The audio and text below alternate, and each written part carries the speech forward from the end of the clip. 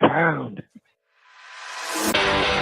In a world, Get the hell up! where Carolina Panthers fans Anthony from Charlotte, keep motherfucking pounding.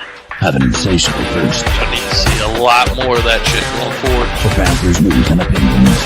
All my C3 brethren from the C3 Legion. Only one podcast roars ferociously. The longest running Panthers podcast on the internet. It's the C3 Panthers Podcast. Oh, Greg, I owe y'all $100, man. Mark Twain once said that bankruptcy happens slowly, but then suddenly.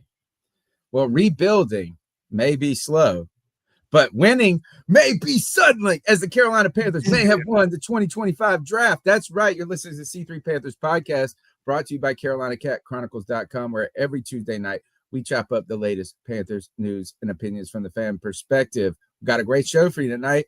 The Panthers draft is in the bag. Surprises on day one. Cody in shambles on day two.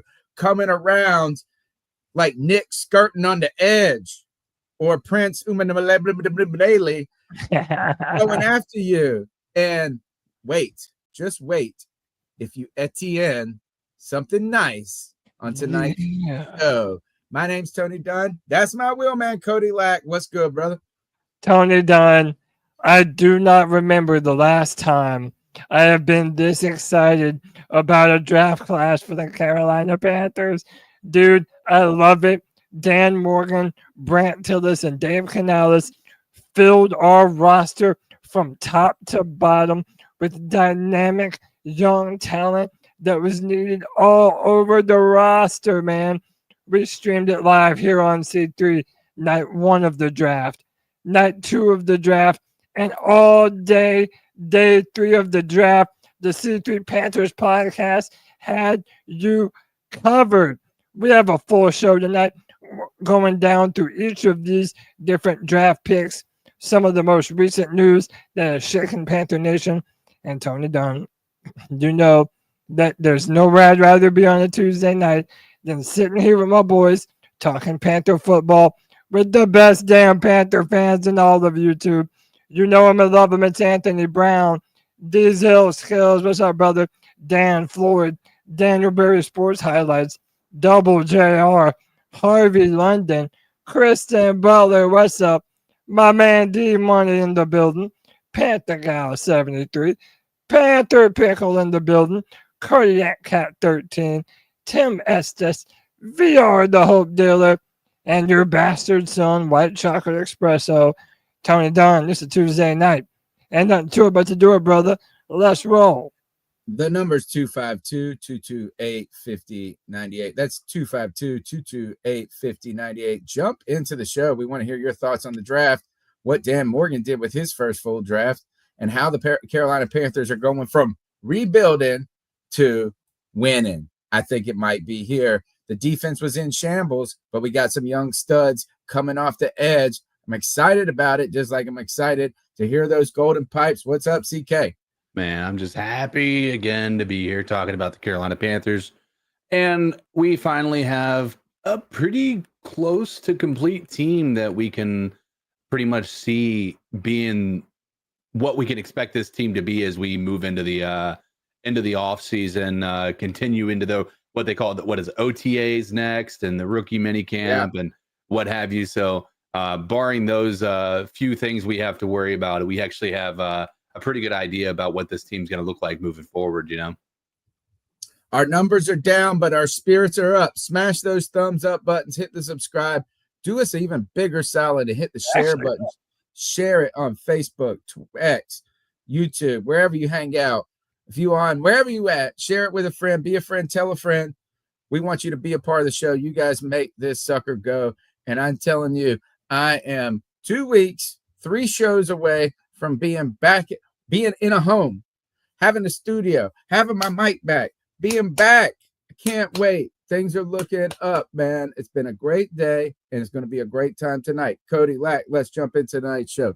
Let's jump into it, man. There is so much to talk about in Panther Nation, Tony. I'm so pumped to be talking about it with the members of the C3 Legion.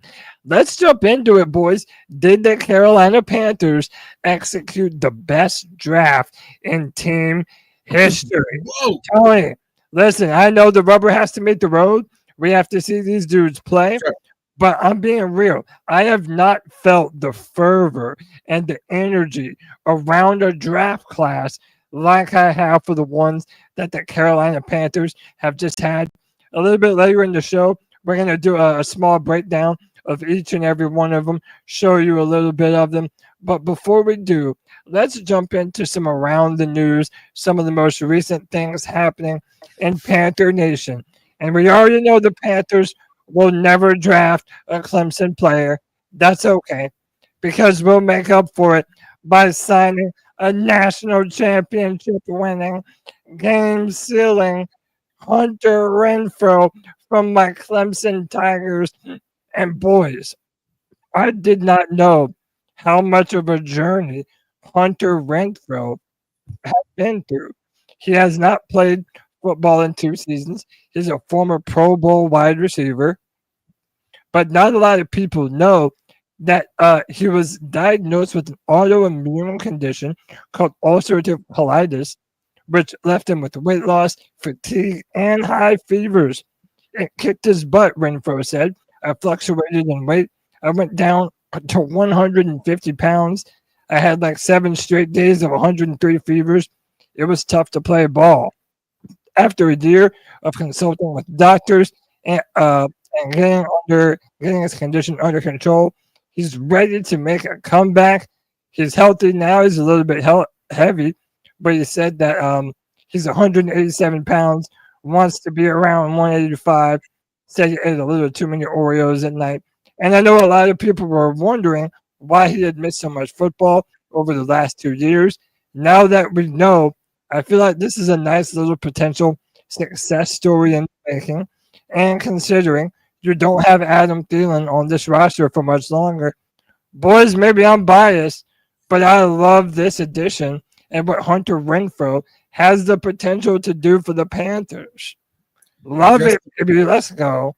Just 3 years ago, he was thought of to be one of the best route runners in the league. Shake and bake it, though. He's one of those small guys that can shake and bake in the red zone, right? And that is something that you don't usually see from the little guys.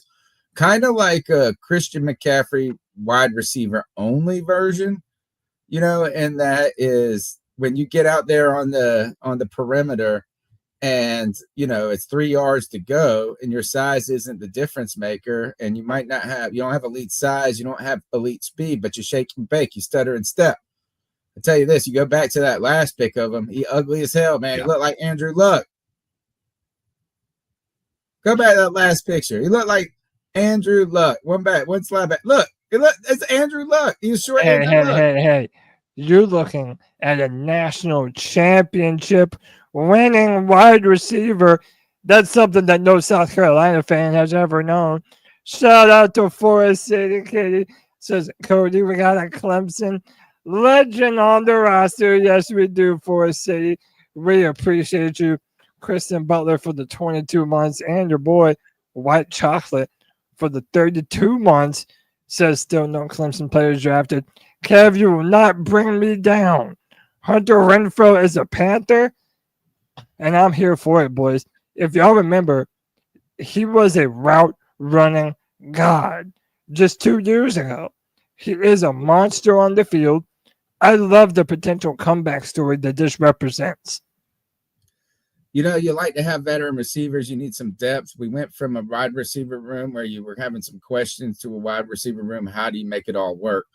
I don't think that this is preparing for Adam Thielen in the future. I think this is just preparing for the idea that you could use a diversity of talent and a diversity of youth and experience and really low risk, high reward, and perfect for him. Perfect situation for him to come into where he doesn't have to prove that he can play every down, every game, but he can work his way hopefully back into football shape and be on a need-to-use basis, or at that moment is ease him into the game You want to hear a comeback story. This is a name that people would have been going nuts about 3 years ago. Really, we didn't know, like you're saying, Cody, what was going on with him. Is like, was he just all of a sudden falling off? Was there injury, like some sort of hidden injury? But an autoimmune deficiency, right? And hopefully with the right treatments and the right things, it sounds like he's coming. He wants to be back. He wants to play. He wants to put down the Oreos, and he wants to get back to getting some W's, getting some touchdowns. I'm ready. Renfrow, let's go. Let's go. CK, what do you think of this, man? Do you think that he can turn this around and be the receiver that he was a few years ago? I mean, I think that's absolutely a possibility. I mean, you got to keep in mind the dude was able to do all of that with really no actual like elite quarterback to get the ball to him. No matter whether you believe in Gardner Minshew or not, he's done that pretty much with similar to a DJ Moore, right? Being able to be successful with not really having any good quarterback play to really speak to. The concern I have isn't Hunter Renfrow. It's that we have such a focus on what I would probably put as our second strongest position group, even going into the draft. But you talk about after the draft, we've now drafted 2 wide receivers in this draft. We picked up Musid Muhammad's son, and that's all the while we also have a pretty decent wide receiver core to begin with. Maybe not elite, but I worry that we're focusing so heavily on that position group that we're just completely ignoring the position group that is the defense, any part of the defense at this point in time. Small stake signing though here, free agency after the draft. I mean, really, if we think about adding these undrafted free agents, all practice squad potential, things like this, low stakes here in that case.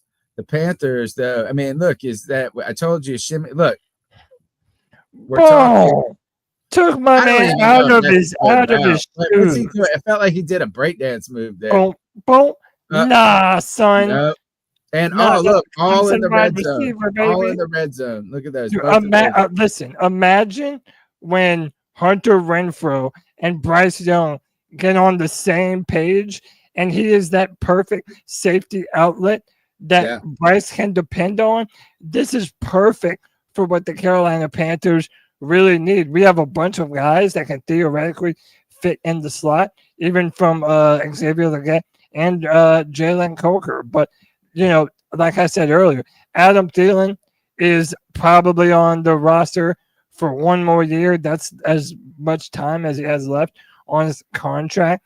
Now we're even talking, could Adam Thielen be trade bait now that the Panthers have added to that wide receiver room so heavily in free agency and the draft? I don't know. It's something to at least consider. I like the idea of him being our long-term Adam Thielen for a few years to come. I mean, that's best case scenario. I don't think you need to get your hopes up that much. I think you need to see him get back playing football and see experience, like see it play out. But cool name, cool tape from back in the day. And he looks like Adam Thielen with rhythm. Yeah, Adam Thielen that can dance. Finally got us a Clemson wide receiver. It's been long overdue, baby. Let's continue on with the show. So this is another bit of news that Dan Morgan kind of laid on top of everyone rather randomly. Ikem Ekwonu has had his 5th-year option picked up by the organization, keeping him here through the 2026 season. Still just 24 years old, Ekwonu has started all 49 games he's played in the last 3 years, missing 2 last year with the ankle injury. Only allowed 1 sack last year prior to the injury and went from 11 sacks allowed in 2023. He also remains an exceptional run blocker, 11th of 140 tackles in PFF's run blocking grades. Dan Morgan will go on to say, I think he showed us as a dominant run blocker. I think he showed us as very reliable in pass protection. I think he'd be the first to tell you that he's cleaning up some hand placement things some footwork stuff, but all of those are goals of his. I think we have our left tackle. I love playing with having Ikem over there, having Taylor Moton on the right side. I feel pretty good about just playing ball against pretty much anyone. Now, we didn't upgrade the tackle room during the draft, so this does make sense. We haven't extended Taylor Moton, but, Ikem Ekwonu has had a bit of an up and down career thus far. Boys, chat, what do y'all make of Ikem Ekwonu being here through 2026? It's the right move right here. Getting the 5th-year option, let him play a better season this year and ink the deal before you go into that 5th-year option. Don't find yourself in another potential situation like you were with Brian Burns, where you need to find out a little bit more, and then it gets expensive and you get needy.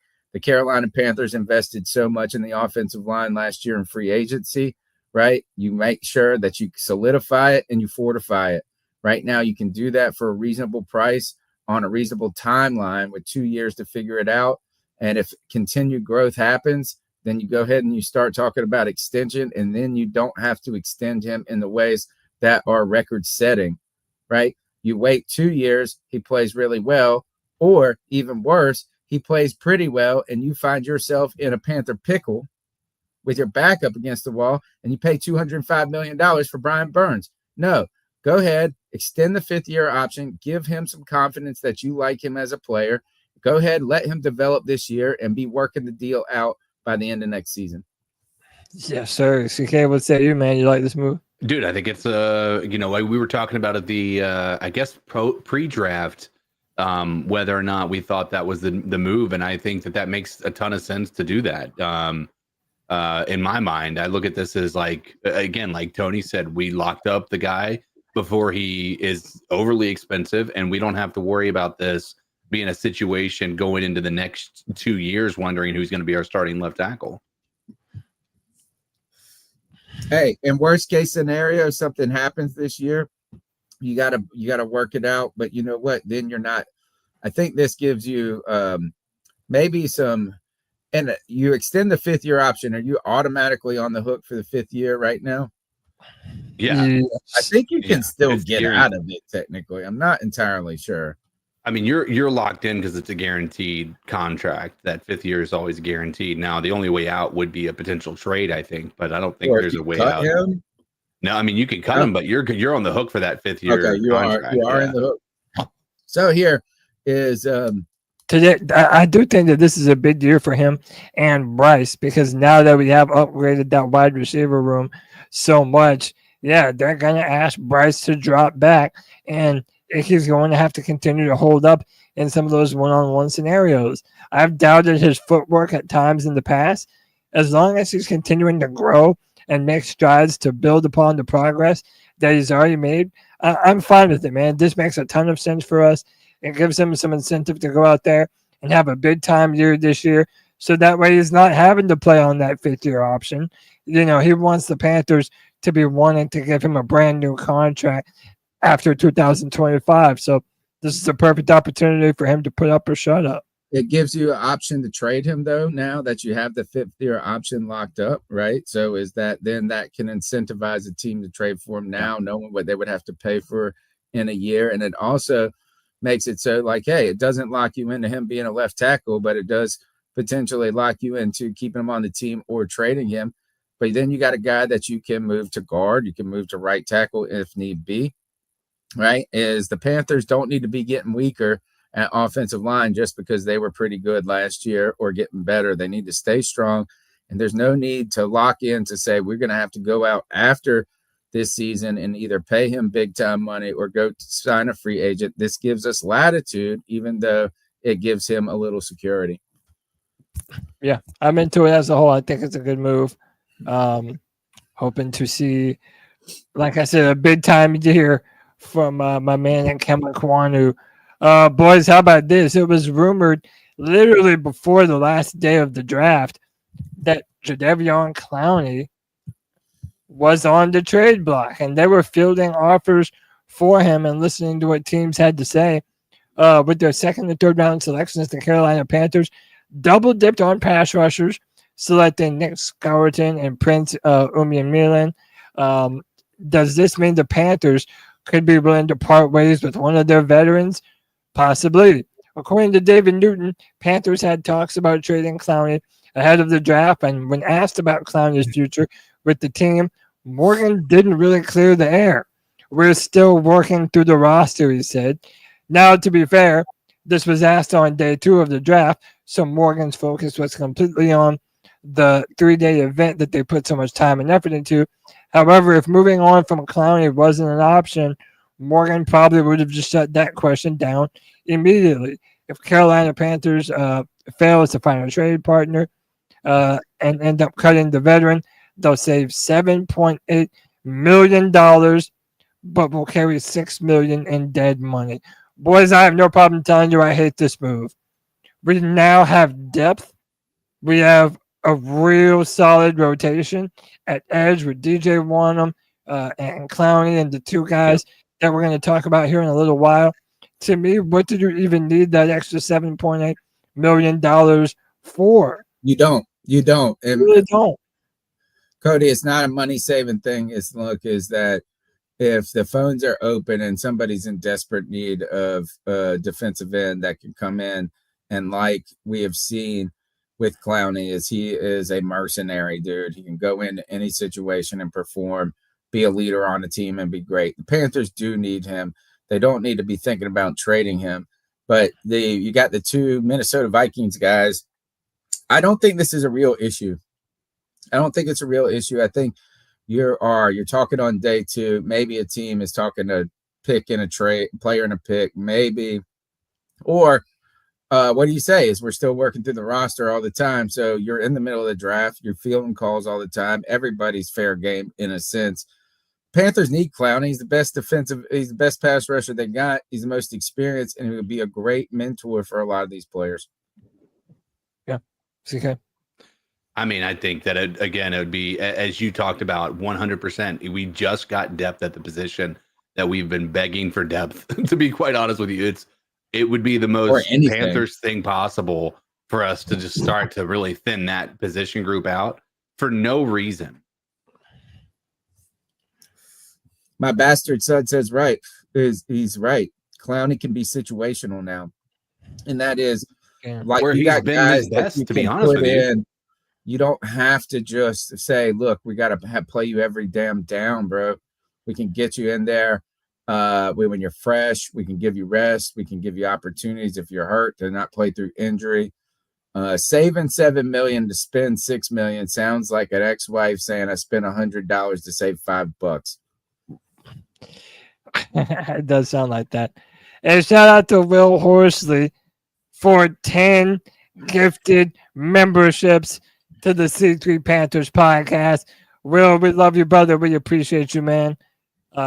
Look, this past year has been a wild ride for all of us here on the pod. I know it has been for CK. I know it's been for Tony. Greg, gosh, that's a whole nother level. Yeah. I've been through a bunch of different things. This next season, we are kicking everything back into high gear. We appreciate everyone that's been supporting us through all this time. The C3 Legion is stronger than it ever has been, and we appreciate y'all for sticking it out. Don't forget to check out their spaces. Don't forget to check out the C3 Legion Spaces, who's always on Twitter smashing things up in the most open conversation among Panther fans. Yes, follow @Panther Pickle. Follow Diesel Skills. Jake the Snake, my man C3 Cole. They do a wonderful job over there with the spaces. Dude, C3 is providing the best Panthers discussions anywhere you can go, baby. All right, let's move forward. Are y'all ready to jump into this draft class, boys, and really break down what Dan Morgan, Brant Tillis, and Dave Canales were able to come away with over this past weekend? Yeah, what I'd like to do, though, is do some quick hitting takes on it and then take some calls, because I know they're going to want to talk about these people. Sure. I would like to say is that we did our, I think, is our 13th live draft party on Thursday night. The first being with Kelvin Benjamin, if you think about that being 13 years ago at this point. always mixed reviews when it comes to a Panthers pick, right? Or anything, is that I kept hearing people talk about like, oh, can't wait to see Panthers Twitter burn down after the pick or whatever. The Panthers in some ways stunned us by picking Tet McMillan, right? The Tet offensive, right? And while in the background the surprise happened, I was really proud of myself. I'm always proud of myself. Gotta shout myself out. And a lot of the Legion and everybody for putting away that quick desire to think about, oh, we need defense. And we were right on the money in our discussion about why the pick was made. We said, look, hold up here. Hold up. We can flip. We need the I think the only people that really probably maybe had a real kind of gripe was the Tyler Warren people who wanted an offensive weapon, a top pick, and they went somewhere else. But we immediately, if you go to Diesel Skills, who has one of the always a voice of reason, great clip. We got to go back and clip him talking about this. But even I said is that we talked about the depth in this draft at defense, the fall off or the drop off when you talk about these wideouts. And I'm sorry, we didn't pick a 5'9" wideout at 7. We picked a 6'5" guy who runs a 4.46. I don't want to hear 4.46 is slow. Can catch anything, has great body control. And then the Panthers went and capped some guys. They caught some guys at defense. Stunning pick in some ways at number 7, and maybe a wiser pick than anybody gave it credit for heading into the draft. Yeah, it's something that I didn't really see coming, just because Dan Morgan doubled down so much on the wide receiver room, and Dave Canales did too, and they gave Xavier Leggett a ton of votes of confidence. So, and they had spoken about Jalen Walker so many times, many people assumed that he was going to be the pick. Right. It took a lot of us by surprise, but if we're just doing overall summations, to me, the entirety of this draft makes every other pick okay.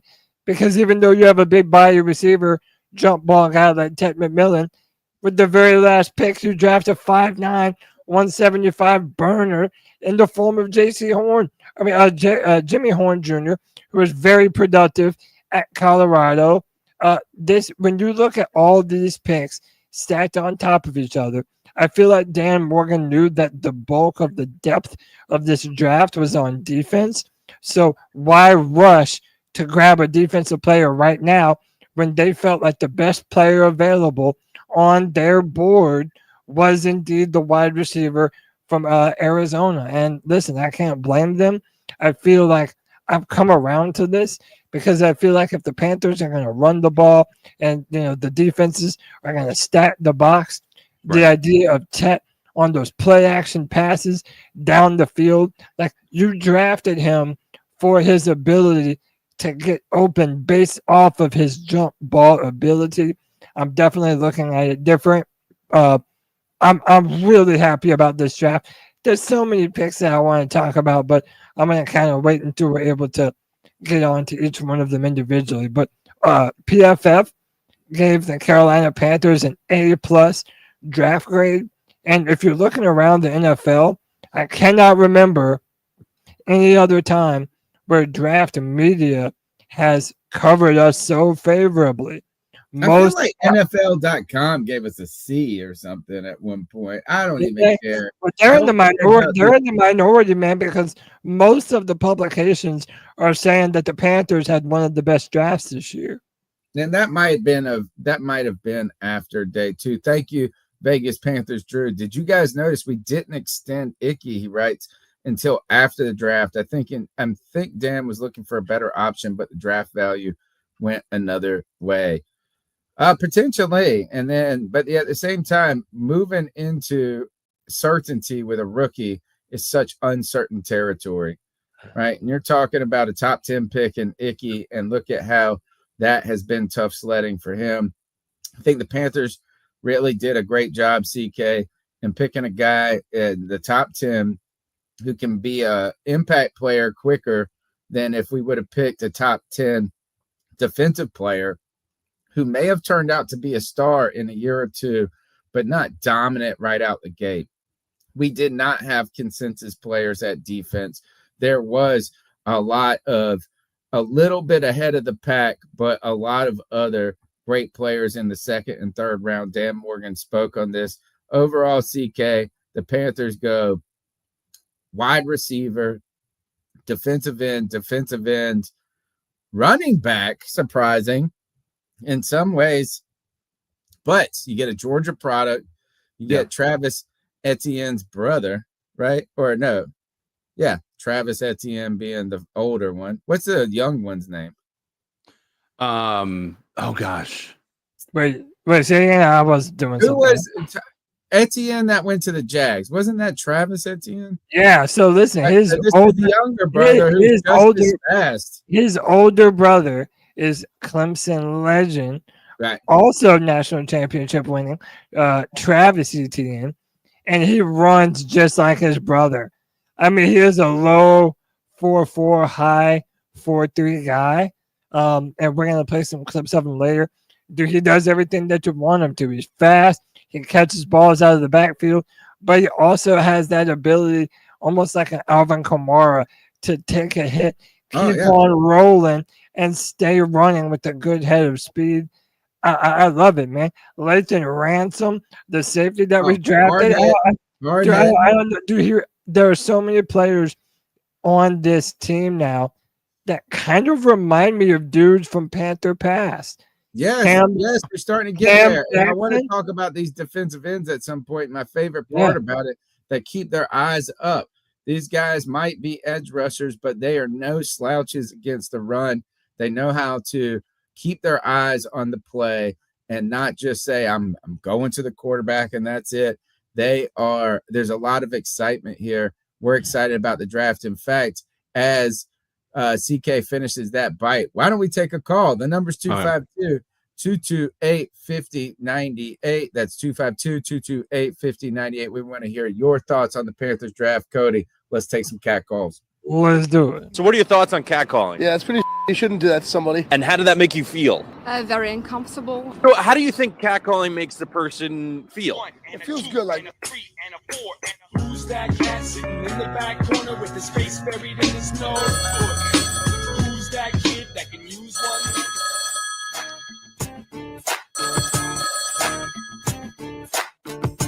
one? What the actual? I don't even want to say the F word because y'all might get demonetized about the words I'm about to say. And I don't want to do that to y'all. But what in the world? Tat.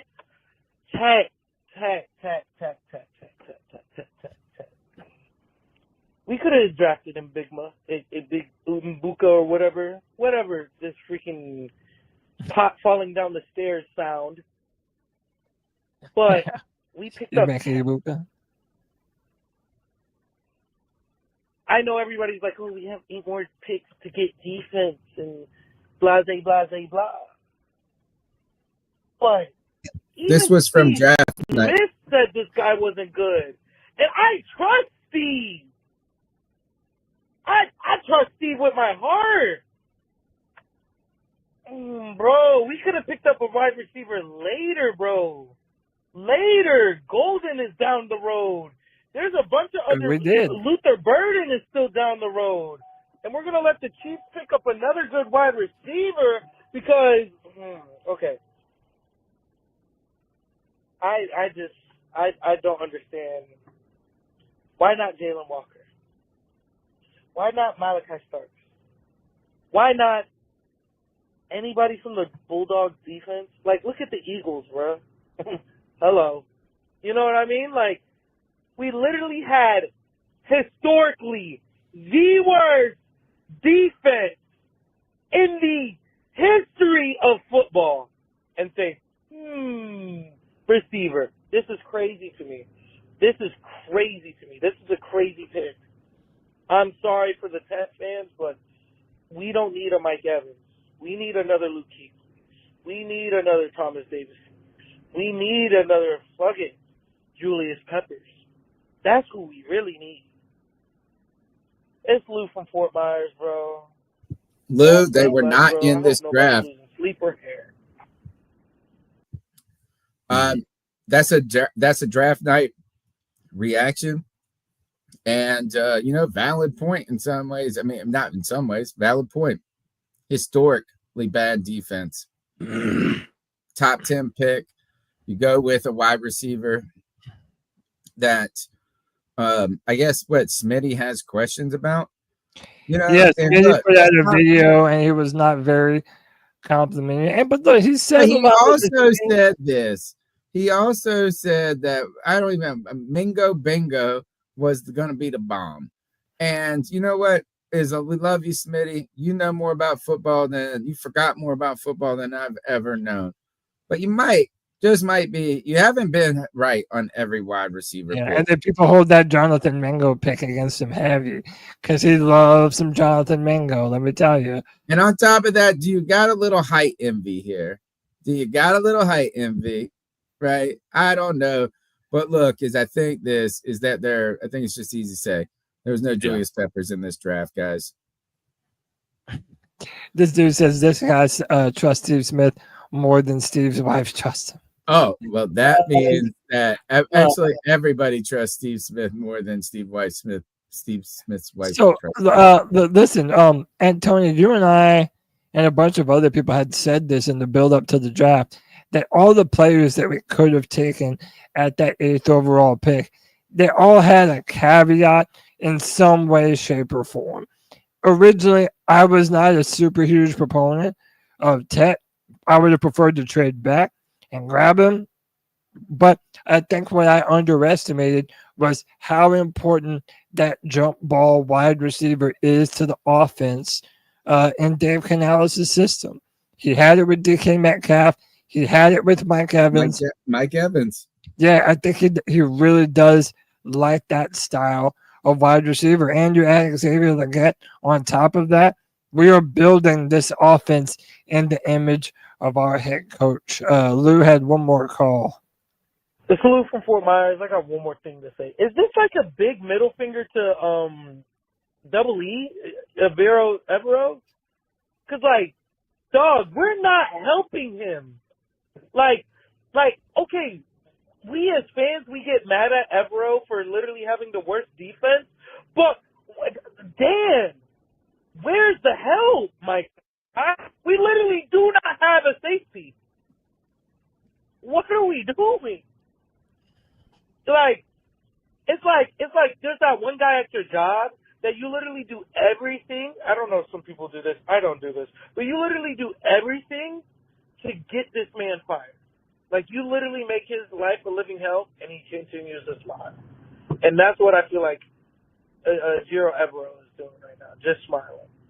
Because, dude, why? I don't understand. Okay, great, phenomenal wide receiver or whatever, right? I don't really think he's all that. But if he is, cool. I'd be fine with this pick if we didn't literally come dead last in the history of football. Right. Oh, and today, some of y'all are going to be proud of me. I got into the argument. I was at the bar, Fort Myers, and, the Saints, they showed, they were like the Saints and showing Shadur. So I'm at the booth. People behind me in the booth are Saints fans. I didn't know.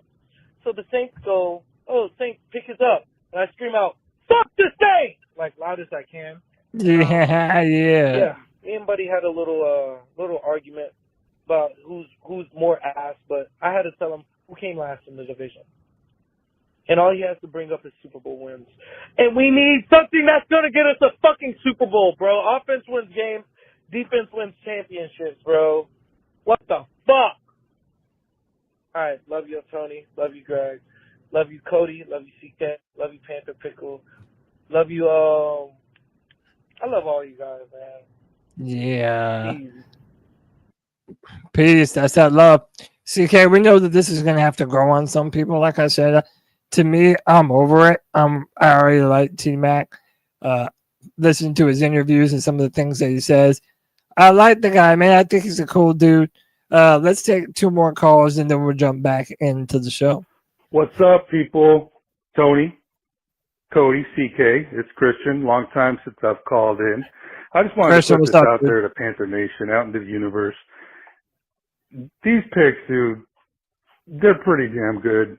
I think every single one of them was a pick, exception for, Tet at 8. Every one of them were taken. They should have been taken earlier. They were great value.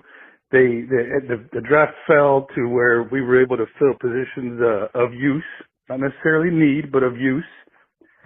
And I'm here to tell you guys that I think the one question I have is Tet at 8. If I had to pick one, because he's kind of that boomer bust guy. And if you trust the front office right now, you trust Canales, you trust Morgan, you kind of have to trust that they have faith in this kid. Sure. To turn out well. And I'm here to tell everyone, to those that may be disappointed, I tried telling people on social media that an offensive player was totally in the realm of possibility because they're telling you what they were going to do. They bring in all these edge guys to look at, and everyone starts freaking out thinking, maybe excitedly so, thinking that they're going to, double dip first and second round. But if you read the tea leaves, they did what exactly the tea leaves said, which was they were looking to see who they wanted to target with a possibility after the first round. And I'm also here to tell you that, believe me or not, I don't think anyone that went in the first 7 picks was anyone that we were going to target, with the exception of Travis Hunter and Abdul Carter, which we know weren't going to be there. So realistically, none of those other guys I think we were targeting. And some people might say, well, what about Mason Graham? I'm sorry to burst your guys' bubble, and I know there will be never be proof. I just don't think he was a target. I really don't. I don't think that you could prioritize a 3-4 defensive end with everyone that we have on the roster going into the draft. So I truly do not think that he was going to be a target. I think they mentioned something about how someone twisted their words in the interview, how, Tet was the pick after Mason Graham left. I think that was more of they might have felt Tet might have been taken at 5 by the Browns. But just have faith, dude. I think they got their pick of the litter there. And we'll have to trust that, he's more boom than bust. So other than that, man, I think it was a great draft. Maybe Etienne. Maybe I might question there, but if they can see him as a good change of Jalen Walker, talk. Sometimes you talk to divert. The Panthers let him go by, right? And they went after a guy that they kept closer to the vest. They did not want people to know that they were thinking in that direction. 100%. They tried to telegraph that they're going defense. And look, if you're going to be upset about the Jalen Walker pick, I understand, is that top defensive guy in the draft, right? But still some questions. Again, 3-4 edge, how do they really translate? How long does it translate? Not like it's like all of a sudden you're getting a Clowney or Chase or Julius Peppers type guy that can work right out the gate and be dominant. Maybe that can be a star. I hope not, because he went to the Falcons. But did you see what the Falcons did? They traded into the first round and double dipped that edge. Gave up a future first round pick to do so. By the way, the guy they picked from Charlotte too. He's talked about loving having to play us twice a year. While we double dipped, they double dipped at a cost. And to remind you guys that they had less sacks than the Panthers did last year. Let's take that next call, Cody. Yeah, man. One more, and then we'll jump back into the show. Yo. What is up, C3? It's Anthony from Charlotte. I hope y'all boys are having a beautiful Tuesday, man.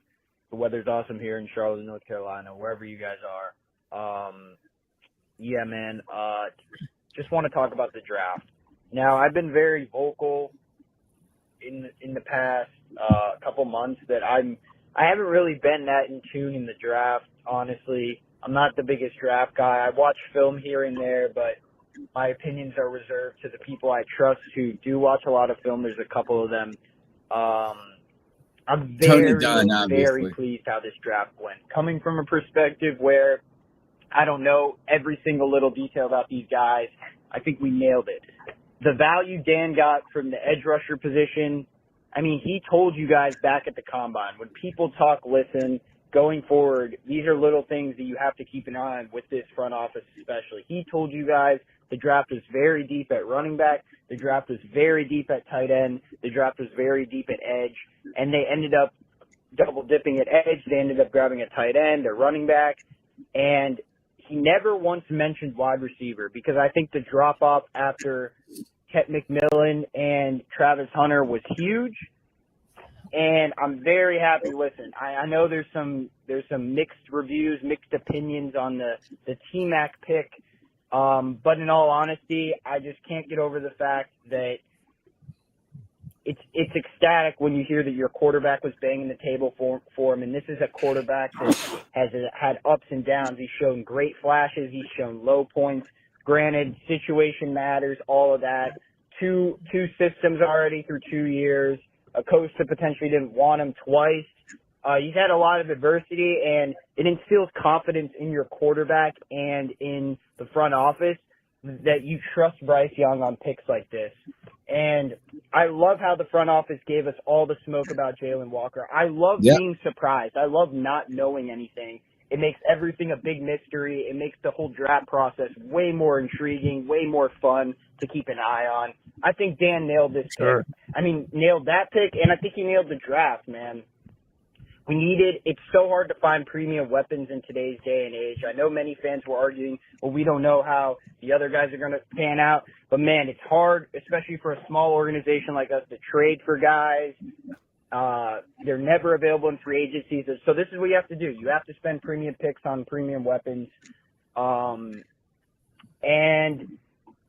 yeah, it's very, very exciting, man. I think he nailed this draft. Give me your thoughts. It's going to be a great season. It sucks we can't go to training camp, but it is what it is. Anthony from Why can we not go to training camp? Is that official? I hear that. Yeah, I forget that you official. Dude, yeah, but the next 2 seasons in a row, they're not having any open practices at training camp. They're still doing back together Saturday or Fan Fest, whatever. That's August the 2nd. So that's probably when we're going to be doing our C3 get together. But no training camp, man. And it sucks because there's never been a more exciting time to want to go to something like that.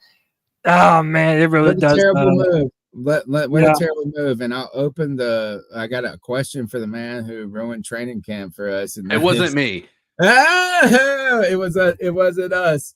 They said that they're doing it for construction purposes because they're doing a lot of building and doing this for the upgrades to the stadium. Shut the hell up.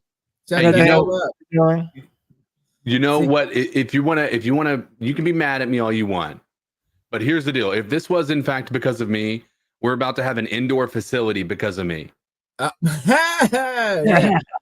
Bubble, you're right. CK, I was going to open this up to you in that call because you and I have both been Xavier Legette supporters. And while there was the crazy push, the fandom, that's what I'm going to call it now, the fandom push, the fandom swings from one way to the other. Fandom swing is that Xavier Legette, so much excitement, really a solid season in so many ways, a couple high-profile plays that had people on his ass. The Tet offensive, the Tet McMillan pick, I think gives Xavier Legette breathing room to grow into a natural position where you get him where there's not an undue pressure on him, CK. I don't disagree. I think letting the kid come along in a room that's pretty filled with depth, I think that helps everybody involved. I do worry the opportunity is going to be limited with these guys at this point in time. So that's the only problem I have with it, is that I don't want to see Xavier Legette kind of get lost in the weeds because of a lack of opportunity, you know? I mean, if anything, I think it helps him out. Yeah, I think it helps him out even more because now you're not putting all the pressure on Xavier Leggett to be number one right now. Like now, you know, when you factor in Thielen, now Hunter Renfrow, Jalen Coker who came alive. Just put both of them together. Yeah, just now put both of them together. You have a top 10 pick with a guy that was a back end first pick that you have high hopes for, Cody, that you want a lot out of, but maybe the expectations too far. Breathing room for him to succeed. Attention elsewhere. XL season. Here we go. Yeah, I think it's great for him. So Ted, while playing in Arizona, had back-to-back 1,300 plus receiving yard seasons. Like the dude is a yard-eating monster, man. I understand why people are giving him that Mike Evans comparison. I know that's lofty because Evans is a fucking man, but it really does seem like this guy is also the man. And Tony, he like Vincent. He actually reminds me more of Vincent Jackson than Mike Evans. Yeah, I've heard that comparison made a lot too, but I think that we need to give a little bit more credit to Dan Morgan, right? Because, you know, like what Anthony said, there was so much evidence pointing to Dan and Dave being really confident in the receiving core that we have.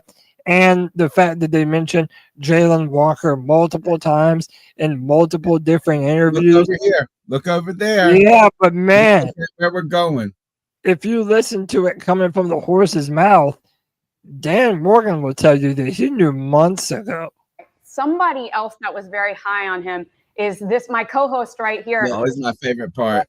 That's why I wanted to know. When did you make the decision? Because this is what he made it in January. Watch this. I made it pretty early too, to be honest with you. We got a guy.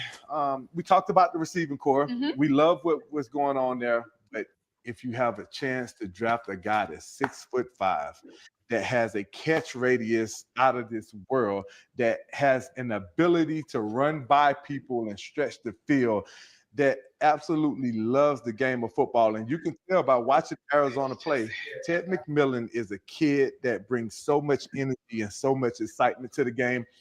I think Dan Morgan, that he would look amazing in the Carolina Panther black and blue. You think he's going to be there in the draft? I doubt if he'd be there, but I'm praying that he. You called him your guy.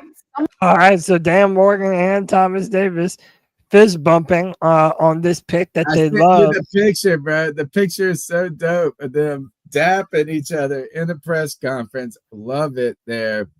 You're listening to the C3 Panthers post-game, or not post-game, podcast. We're here on Tuesday nights, 9 p.m. We've been doing it since 2012, homie. 2012. 14 years in the podcast game. Longest running Panthers podcast. You can help. Look at that. Dap us up. Dap the podcast up. Hey, bro, put that in the Sistine Chapel, why don't you? Boy, dap this podcast up by smashing the thumbs up button, subscribing, considering being a C3 super fan.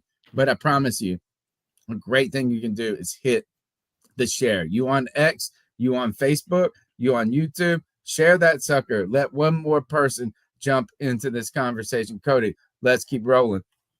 Yeah, man. To finish up on Tet, like we said, it had back-to-back seasons of 1,300 plus receiving yards. This is his game log for 2024. I mean, when you open the season with 300 yards, like, come on, dude. And listen, some of his best performances did come against the best talent that they did play. He played Travis Hunter, though. Yeah, you see Texas Tech. Well, and then they had a back and forth battle. There were moments when Tech got the best of Travis, and there were moments when Travis got the best of him. But if you look what he did, holding on all them plays, bro. Look what he did against Kansas State, Texas Tech, West Virginia, TCU, Houston, Sun Devils. Like, the dude put up numbers 200 game, a 200-yard game, a 300, a three. Who is it? Who has a 300-yard game? What the? I don't even know what that is. My man is for real, and this is his route tree to sort of show you how the Panthers are going to use him. And listen, never mind that 9 route, because that is literally not how they're looking to use him. If you notice those corner routes, those post routes, out routes, dig routes across the middle of the field, that type of body type across the middle of the field and running those posts, he is dynamic, and his jump ball ability is going to be enough to have him open, even if he is in press man coverage. Outs, digs, and corners and posts. We can make a song out of it, and he can dance to it. Outs, digs, corner, post. Outs, digs, corner, post. Outs, digs, corner, post. I love it, dude. The dude's a monster. I think he's a big time talent. Like I said, that jump ball ability is very highly coveted in Dave Canales' offense. So, I didn't love it at first. I love it more now. And plus, when you look up the guy, he's a genuine guy. When the other players were introduced on the draft stage, they all had like this generic, normal rap music, and he had some traditional Hawaiian down home music. Also, I thought he was from LA. I thought he was. He put the all of his heritage is from the islands. And also my last thing on this, I love the juxtaposition between the backgrounds of Tet and XL. Like, you have one who's literally a Polynesian from the West Coast. He has Hawaiian roots versus somebody from the Low Country, South Carolina. Bro, I love it, dude. I love the personalities. Yeah. And something that we haven't mentioned enough, Bryce Young was endorsing Tet. They had trained together a few weeks ago out in California, and they had already started to develop a chemistry with one another. So when your third-year quarterback comes knocking at your door and saying, hey, this dude is going to make my life a whole hell of a lot easier, yeah, you should listen to him. And Dan Morgan did exactly that. Outs, digs, corner, post. Come back, y'all. Outs, digs, corner, post. Come back, y'all. Let's hit that next talk. Yes, sir. Oh, all right. So this is when the Panthers really started to navigate the draft. And Dan Morgan, sitting there at what was pick 57, said, no, man, this is not enough. We need to move up if we're going to get our guy of the future. Which you did not like, by the way. I did not like at the time, but now I've seen a little bit more of him. And you also saw him slapping them hats off the table. Yeah, and I also love him and our next pick that we're going to talk about. Those two in tandem with one another, I really do love. And when you see the man's skill set, it's a really fun skill set to watch.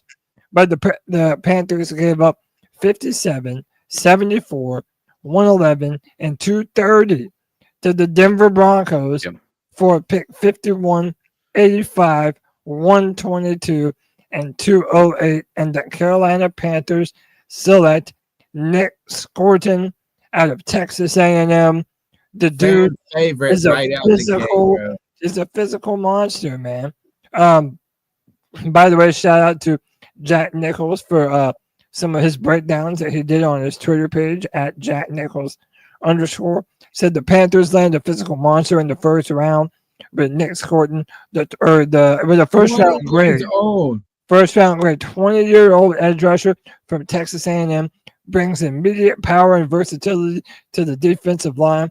He's a relentless force against the run and flashes a deep pass rush arsenal and spin moves, counters, and pure strength.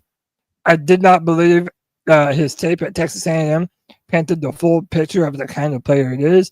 He is at 6'3", 257 pounds. His new slimmer frame can help him hold up in early downs and upside to grow into a dangerous pass rusher. With the Giro Rivero's scheme relying on defensive fronts, Scourton fits perfectly as a base defensive end or a stand-up edge. His motor, strength, and power to win and technical foundation make him a prime candidate to become a long-term building block for the defense. Expect Nic Scourton to be around for a long time. Big-time value at 51. You see some of those comparisons. Trey Hendrickson, Preston Smith, Zadarius Smith. A bunch of people have compared him to Trey Hendrickson. I love this move now more than I did at the time. Tell me what y'all think about him as I pull up some clips. How about this? Is I just am hearing that he's 20. You want to talk about just now? Yeah, I mean, but the idea, remember Brian Burns being 21, 20, like yeah, all of this, how great that is. I will tell you this, is I watched his highlight tapes today, and I saw two things with both him and Princeley. They keep their eyes up as they rush. They don't get locked in as only one thing. Look, I'm excited about this player. I think. Oh, that spin move. Oh, and wait till we get to Princeley. Wait till we get to Princeley, and he works. I know, but Tony, guy. But that's not. Listen, we're gonna get to Princeley, but let's not move too fast. What I didn't know is that they didn't really ask him to do one thing all the time. Dude, he fucking trails the run well. That's what right. That's what I'm saying. So they envision him. They trail the run. They I don't know if I'd call it setting the edge entirely, right? But like when the line is sliding, they slide with it. They don't get. I didn't see him overextended. Eyes up. Athlete. I'm excited about this. In fact, I mean, how can you not be? Look, are you really seeing much difference on these tapes than you see from the top picks? I don't think so. No, and multiple people have said that he is a first-round talent. So another thing to remember, too, is that Texas A&M would ask him to do so much. They would ask him to defend the edge and get pressure. So I've seen multiple people say that once you're able to get him into a more full-time role, this dude has every physical tool you want from a defensive lineman, and he has a plethora of pass rush maneuvers. Just last year, he had 10.5 sacks. Whoa! What are we talking about?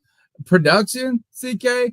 What I love about this, CK, he's 257 right now. You put him in a NFL weight room, he's 270, and he's still long, lean, and mean. Yeah, I think that he's got the ability with his speed to, like we saw at that spin move. I think he has the finesse and the ability to get around the edge. Similar, I'm not going to say he's like Brian Burns, but he's got that in his back pocket, while at the same time having significantly more power than Brian Burns ever had. And so if we can have him, that we lacked in two areas last year in a significant way.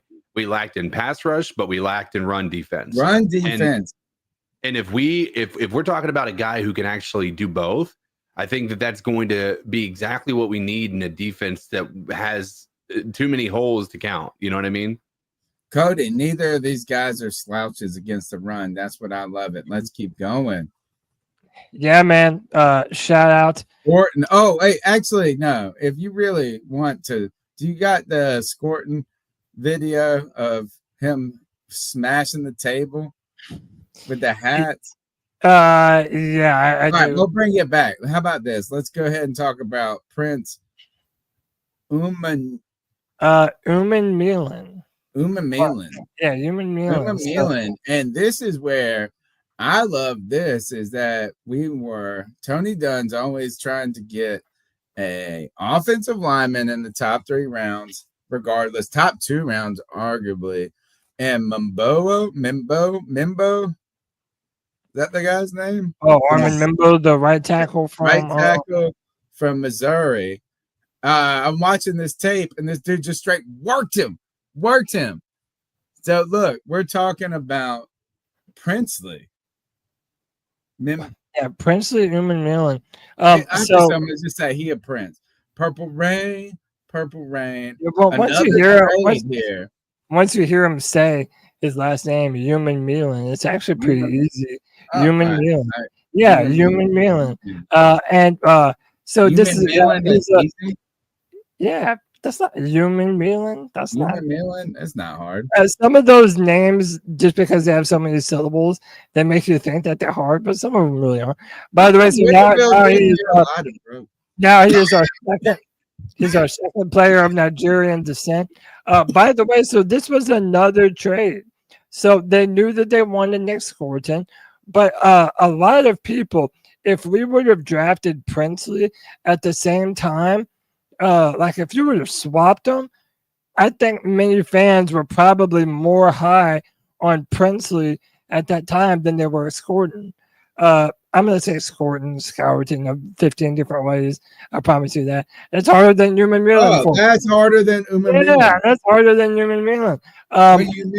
What's Umanmielen? So the Panthers received pick 77 and the Patriots received pick 85 and 146 for Princeley Umanmielen.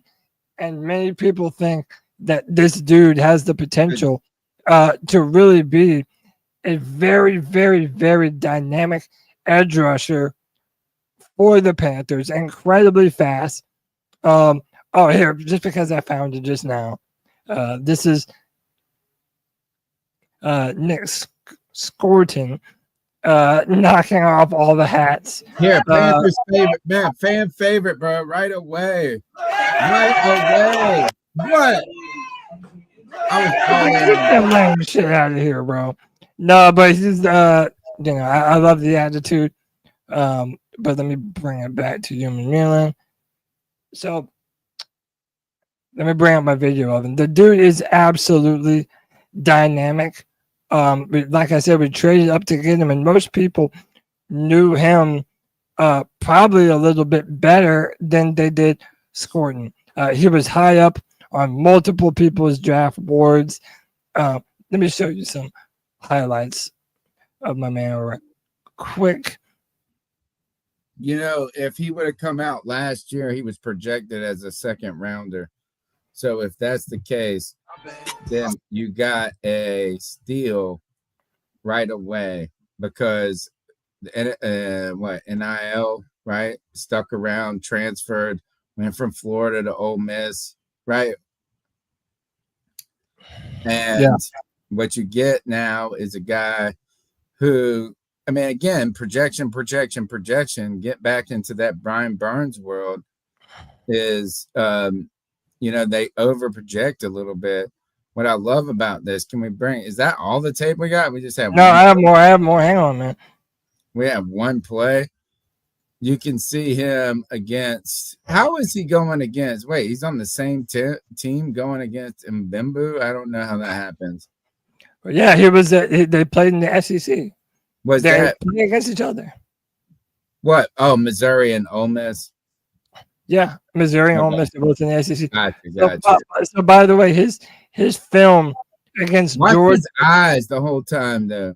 His head is always up, watching where the play. Except for one play, he caused a fumble, and they thought it got recovered, and then it was against Georgia, and then it comes back. Georgia recovers the ball like 30 yards back, and then there's a penalty against it. I remember it. It's like bullshit. It's like the greatest play that ended up in Georgia getting the ball 20 yards ahead of. Hold on. That might have been it. Oh, dude, but listen, the way he wraps up, to me, he's the anti-Brian Burns. So this dude had plus 10.5 sacks last year. He has that incredible bend around production. But look, he has that speed to power too. He has long arms. He said in his post-draft interview with the Panthers media that he's also squatted 700 pounds.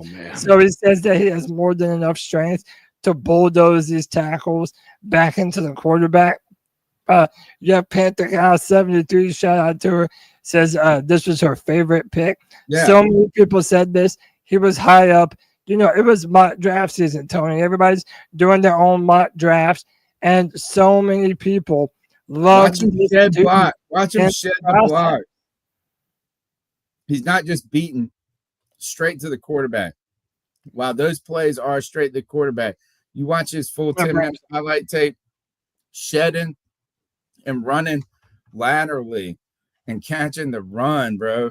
I'm telling you, I don't think either of these guys are one-note players. I don't think they're one-note players, and that's what I love about both of them.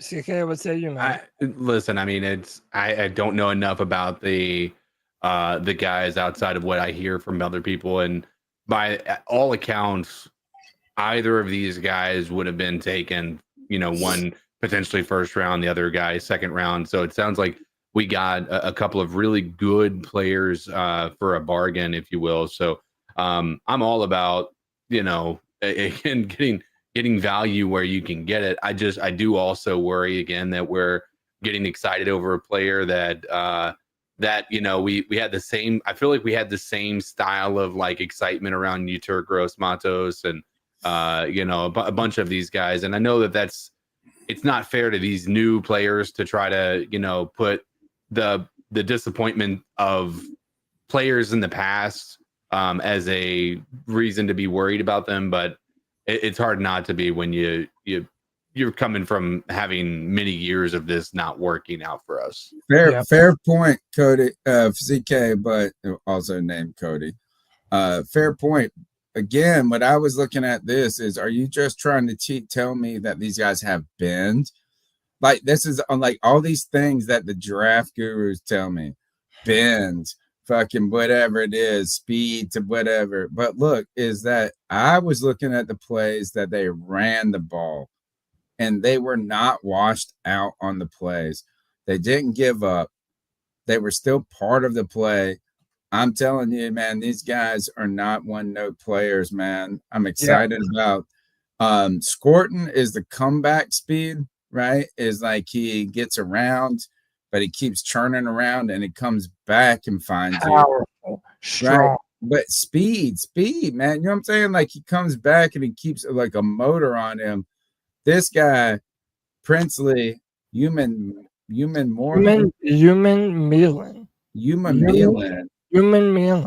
And I like how they run laterally, because in the NFL, if you get overextended and they're running the ball, you toast. You have to be able to defend. Let's see if we get a run play here. Yeah, you have to be able to defend sideline for sideline. And listen, we'll play some clips tonight. Inevitably, we're probably going to get demonetized. So, hey, show some love if you would like to. We never asked for it, but it's always appreciated. But we don't care, man. We want to show this beautiful being footage to the C3 Legion. And Tony CK, his tape against Georgia, literally one of the very best teams in football, had people believing he would be a late first-round pick. He was giving those tackles absolute hell. And remember, this is against Georgia. I mean, we're literally one of the better teams in college football. You see how he tracks the ball.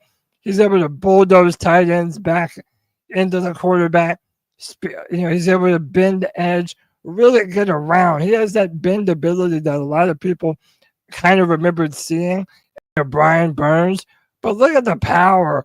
Just walked that tackle right back into the lap of Carson Beck.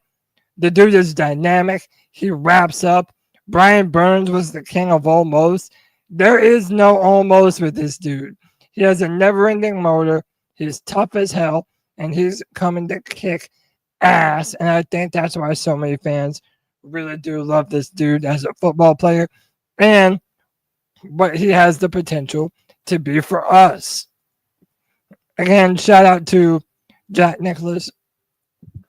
Says the Panthers might have just landed their future Brian Burns replacement.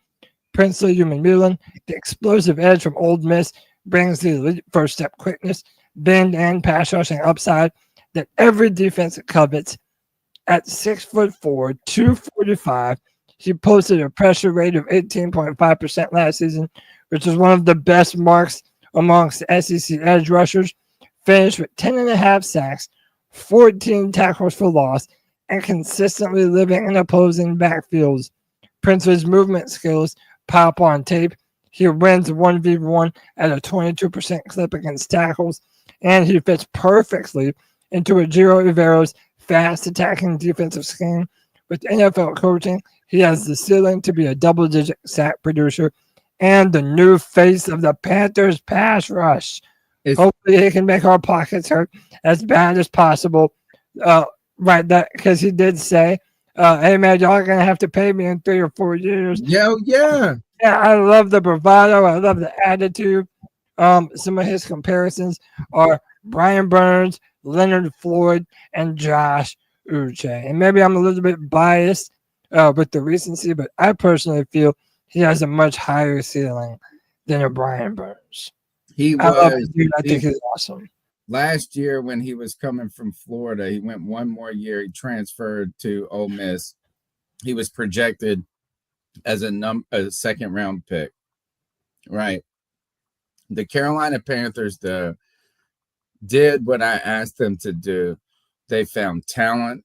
They found measurables, but they found some production. Instead of trying to be, I'm the smartest person in the room, I'm going to get a guy who had 4 sacks who's going to come in the NFL and be a crazy man.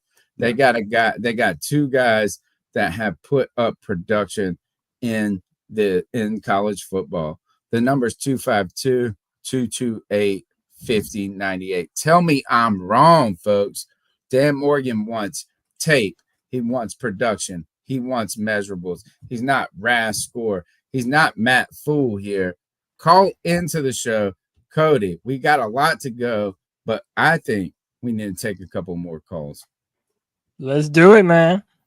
Guys, you can help us by smashing the thumbs up button, sharing the show. We got our numbers up because of y'all. Yes, y'all, sir. man. Share this. Share it right now. Repost, like, all of those things help us. A share on your social media introduces us to a new Panthers fan. We've been doing it for over 13 years. Let's rock. Your call. Let's do it. 120 viewers strong on YouTube right now. We love the hell out of y'all. We appreciate y'all. This is the pod for Panthers fans by Panthers fans. Let's take the next cat call, boys. CK, Tony Dunn, Cody Lack, the C3 Legion. What's going on, guys? It's the Hope Dealer checking in real quick. Hey, I could not be more excited than to see what Dan Morgan did in this draft, y'all. I'm going to try my best to get this all in one call, but it might take 2. We'll see. But, you know, Dan Morgan is a genius. And I'll tell you why. You know, I thought about this, y'all. The best part of the draft and the UDFAs this year, the 2 key components of our organization that a lot rides on is Bryce Young on the offense and Ejiro Evero on the defense. And what Dan Morgan did in this draft, he took away the excuses. If Bryce Young ain't the guy, we're going to know it. Think about it with Ted McMillan, with Leggett, with Thielen, with Coker, with Renfrow, not to mention Jimmy Horn Jr. and potentially Moose Muhammad, plus the 3 running backs, Chuba Hubbard, the running back from Dallas, his name escapes me, and then, you know, Etienne from Georgia, Rico Dotto from Dallas. There ain't no excuses for him. On the defense for Evero, with the addition of all the pass rushers and defensive linemen that we got in free agency, as well as the draft, it's a make it or break it year for Bryce and Evero. But hey, yeah, I knew I couldn't get it all in one call, y'all. I'm gonna call back. It's the Hope Della. Hope Della. Let's go to his second call. Hey, y'all, it's the Hope Della, call number 2. My bad, I ran out of time. But yeah, like I was saying, man, Dan Morgan is a genius, man. Like Bryce Young, Evero, they ain't gonna have no excuses, offensively or defensively. It's put up or shut up time. And I think Bryce is going to do it, but quite frankly, I don't have any trust in Evero. But I'm still excited to see the players that we got, man. This is exciting. Plus, man, I don't know about y'all, but we got our kicker, man. No more Eddie Pinheiro. Eddie P had to flee. Pinheiro had to go. Steady Eddie with no confetti, baby. Keep pounding. Not to mention the offensive line continuity for Bryce. We signed all the offensive line. Man, Bryce should have a breakout year, y'all. He has no excuses. Real talk, man. All the offensive linemen back with that continuity, plus all these receiver weapons, running back weapons. I ain't even mentioned the tight ends. I mean, we got Trimble. We got Jatavion Sanders. We got the new kid from Notre Dame. Man, Bryce ain't got no excuses, y'all. Evero, man, with these pass rushers, man, with Princeley, oh my goodness, man, with the Nic Scourton, man, all these weapons, I don't care. Look, Evero ain't got no excuses. I don't want to hear no excuses this year. Like, we need to step it up, baby. It's going to be a great year, baby. 2025 going to be epic. You heard it from the Hope Dealer right here, baby. Hey, for everybody out there in the C3 Legion, can I get a keep? Let's go. Bro, tell me about this kicker shit. I just Googled it. Yeah, I need to know more. Again, I'm uploading calls, but we got the kicker from Florida State. Here, man. Hold on. Un momento, por favor. We got it in the show already. 97 slides. It's like yeah. So the kicker, I hope it lists him here. He ain't even up there. I looked at it. Yeah, it's not even up there. This is news to me. This is how the Legion keep us on point, bro. Yeah, man. But we did pick up a kicker. But dude, shout out to the Hope Dealer, man. That dude always bringing the heat, bringing the energy. I smoked that Hope. And I tell you this, as a mug that was in the darkest days of his life, not actually, that's wrong. But I was in the dark time 7 months ago, and the Panthers won't making it no better as I was trying to do this podcast, and I had nothing to do with it. The world telling you pray, give yourself. Well, look, I'm Christian, I'm Catholic, I give myself to the Lord, believe in it. Yeah. Delivers, man, and the world can be given to you, and all of these things that we see as adversity are nothing. They are nothing, bro.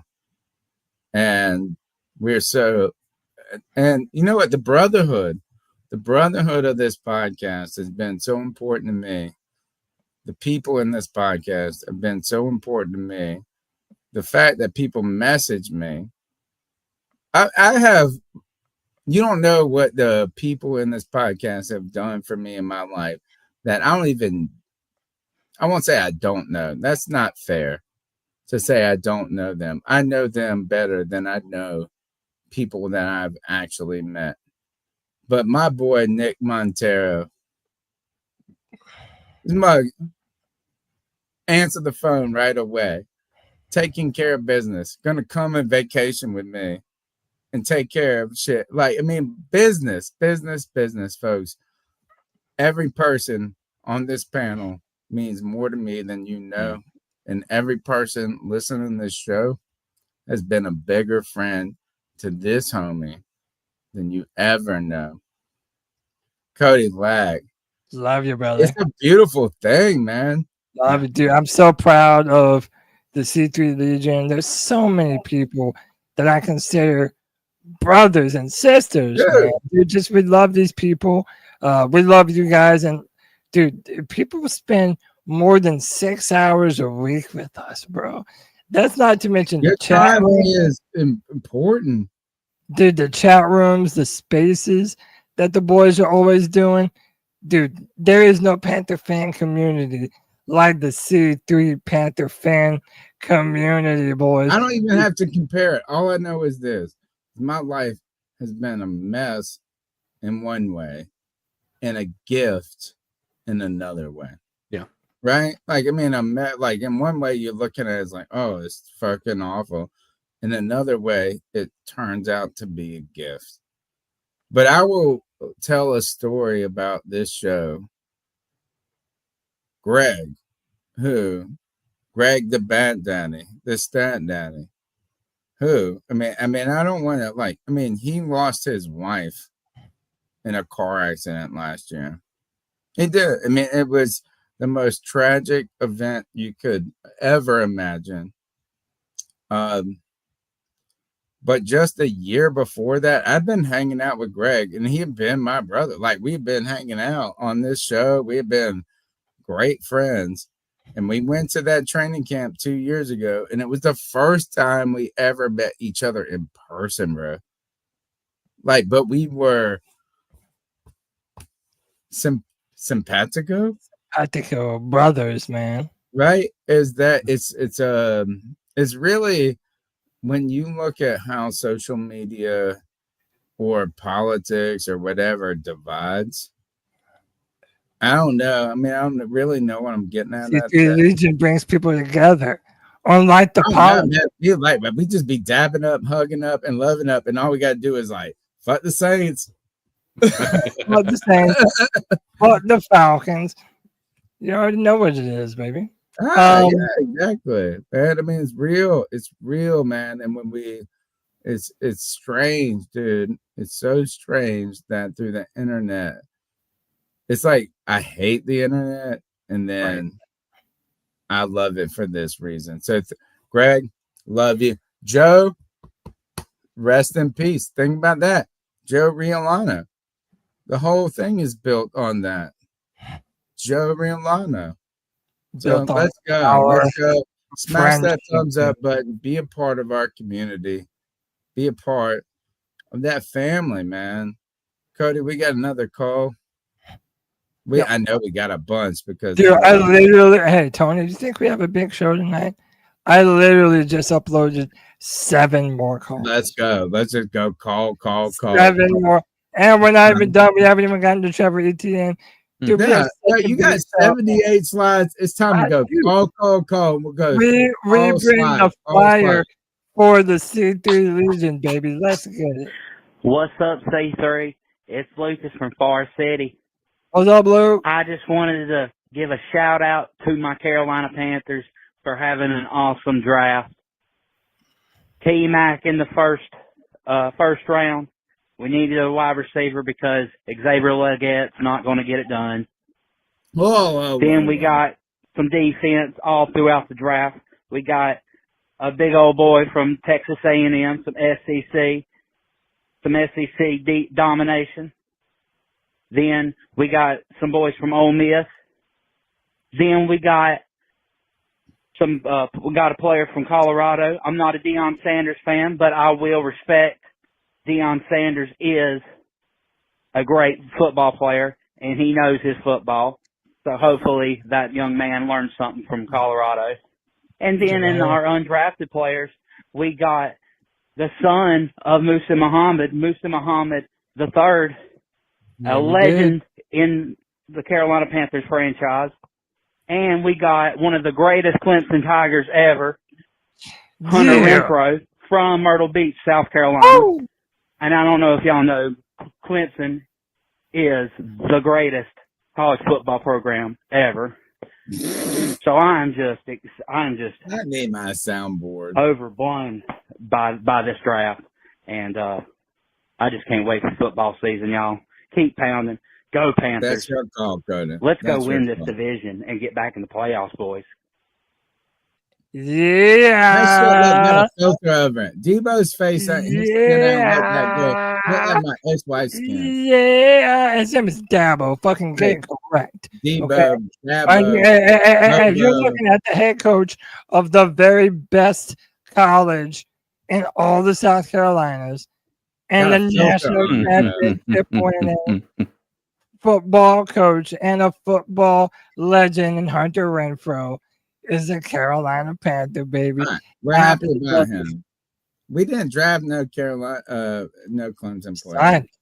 Whatever. I ain't gonna talk. You know what I'm saying, man? You're now better because Hunter Renfrow dresses in the black and blue, baby. You know what I'm saying. No filter. No filter. Let's go to the next call.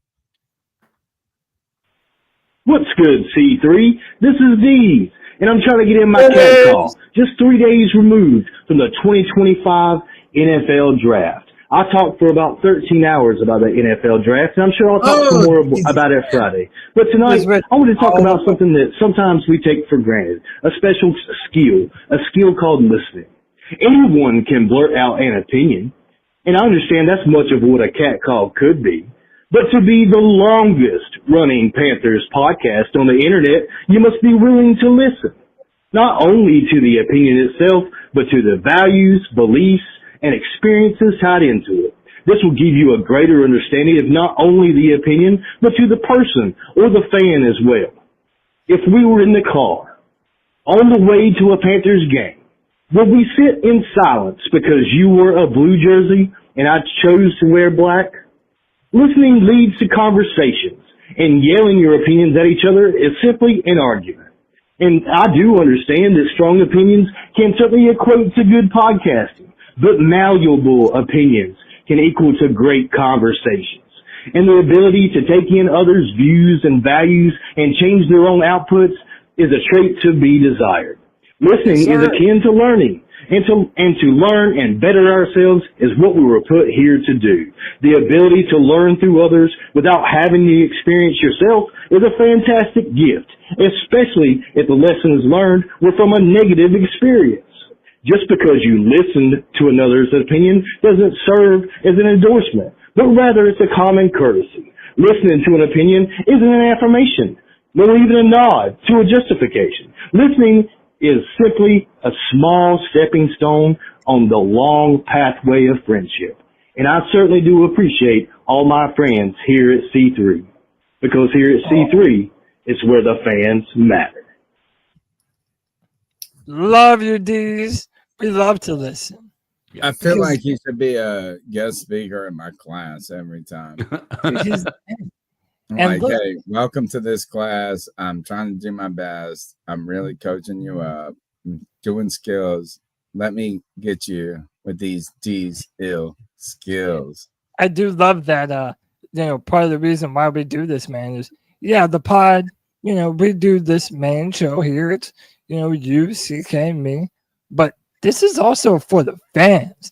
We want you to feel like the C3 Panthers podcast is your vehicle to be heard. And like Deez was saying, you have to listen.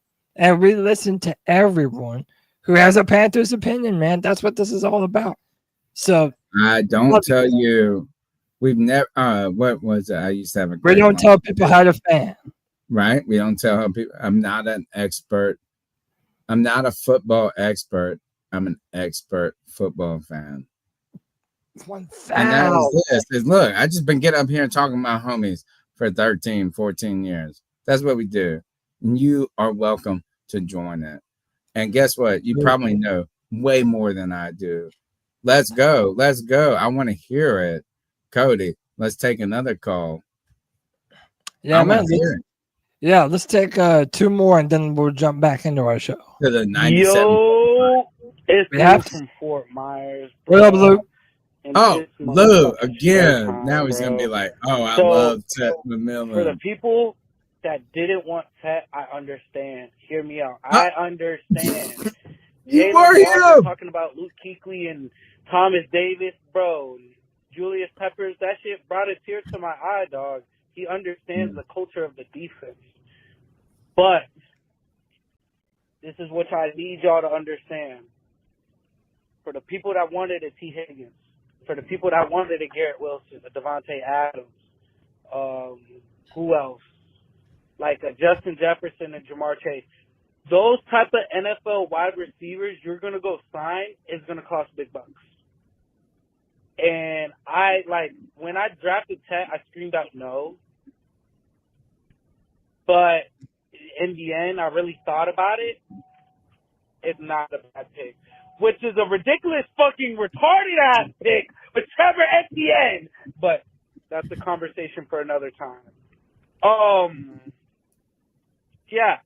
But you get Tet.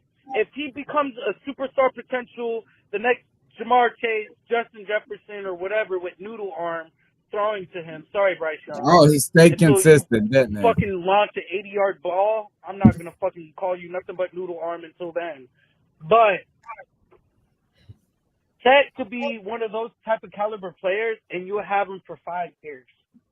Oh, but then wait, I don't know where you're then at. you got to pay that motherfucker something expensive. But by time all that shit happens, bro, you can have a Ryan Williams from Alabama. That Is shit this good or cold. bad, this call? I don't know. You know what I mean? So, like, there's going to be more talent, even if you don't want to re-sign him, trade him, and get some picks from it, this and that. And, you know, you can sacrifice one star player for, stardom, multiple star players. But Look, besides Trevor Etienne, bro, I thought the draft was pretty straight. Mitchell Evans, I don't understand why everybody's under the impression that we need tight end when we have Jatavion Sanders and we have Tommy Tremble. This isn't like, what was it, 2 or 3 years ago when it was just Ian Thomas and shitty-ass Tommy no, it's Tremble? the same, Like, bro. you know what We I ain't mean? got Like, nobody. Jatavion, he kind of nice. You know what I mean? He a little nicey. You know what I mean? But the wide receiver room is looking disgusting. And when I mean disgusting as good. This shit is looking nicey. Nicey with an icy. You know what I mean? Because, yeah, Hunter Renfrow, too. The white boy's killing it. It's white boy football. And we need the next Cooper DeJean, bro. Sign me up, bro. And this is coming from a melanated man. Oh, hey, how about this? Smash the thumbs up button, subscribe, share the show, and then you're going to hear Lou was going nuts. I don't know. Maybe I've drank a little bit too much. Nah, I don't think I have. But I'm pretty sure Lou was going nuts on draft night. I said draft. Yeah, he was in here earlier, not loving this. Yeah, so we coming back. Look, this is what you had. We let you fan how you're gonna fan. That's right. Come back. You're gonna get your a lot of people who were upset at the first round pick. They really just needed a day or two to actually calm down, let their emotions wash over them, be objective, listen to why the Panthers did what they did. There's no wide receivers in this draft, Cody. I mean, like, we had the best one. We had the best wide receiver in the draft. We drafted him at number 8. But we had that, and I'm not like, oh, listen to me. I'm not trying to say, look, we were smarter than anybody. I don't care about the draft at all, bro. I don't. Right. But now we're coming back around to this. Is what they say, there's no tight end, like the tight end joint. No, like we had too many tight ends. Sorry, Lou, love you. You my boy, homie. Fort Myers, that's, I believe, in North Carolina, I think. Yeah. Might be in Georgia. I think it's in, yeah. Actually, it might be. No, it's in North Carolina. Is it? Yeah. Somebody Google it. I think that might be in Georgia. I think it's in North Carolina. June, Fort Bragg. I don't think Myers is in North Carolina. Anyway, we love you. You're my man. And I understand the visceral on day one. But, bro, our tight end room, beyond Jatavion Sanders, loaded. We haven't even gotten to the tight end. Is busted, bro. Is busted. So, look. I mean, I'm with it, man. I think this draft is good. I'm happy about it. I don't get hyperbolic excited about it. But let's not be, for me, it's not being excited about our roster as it was.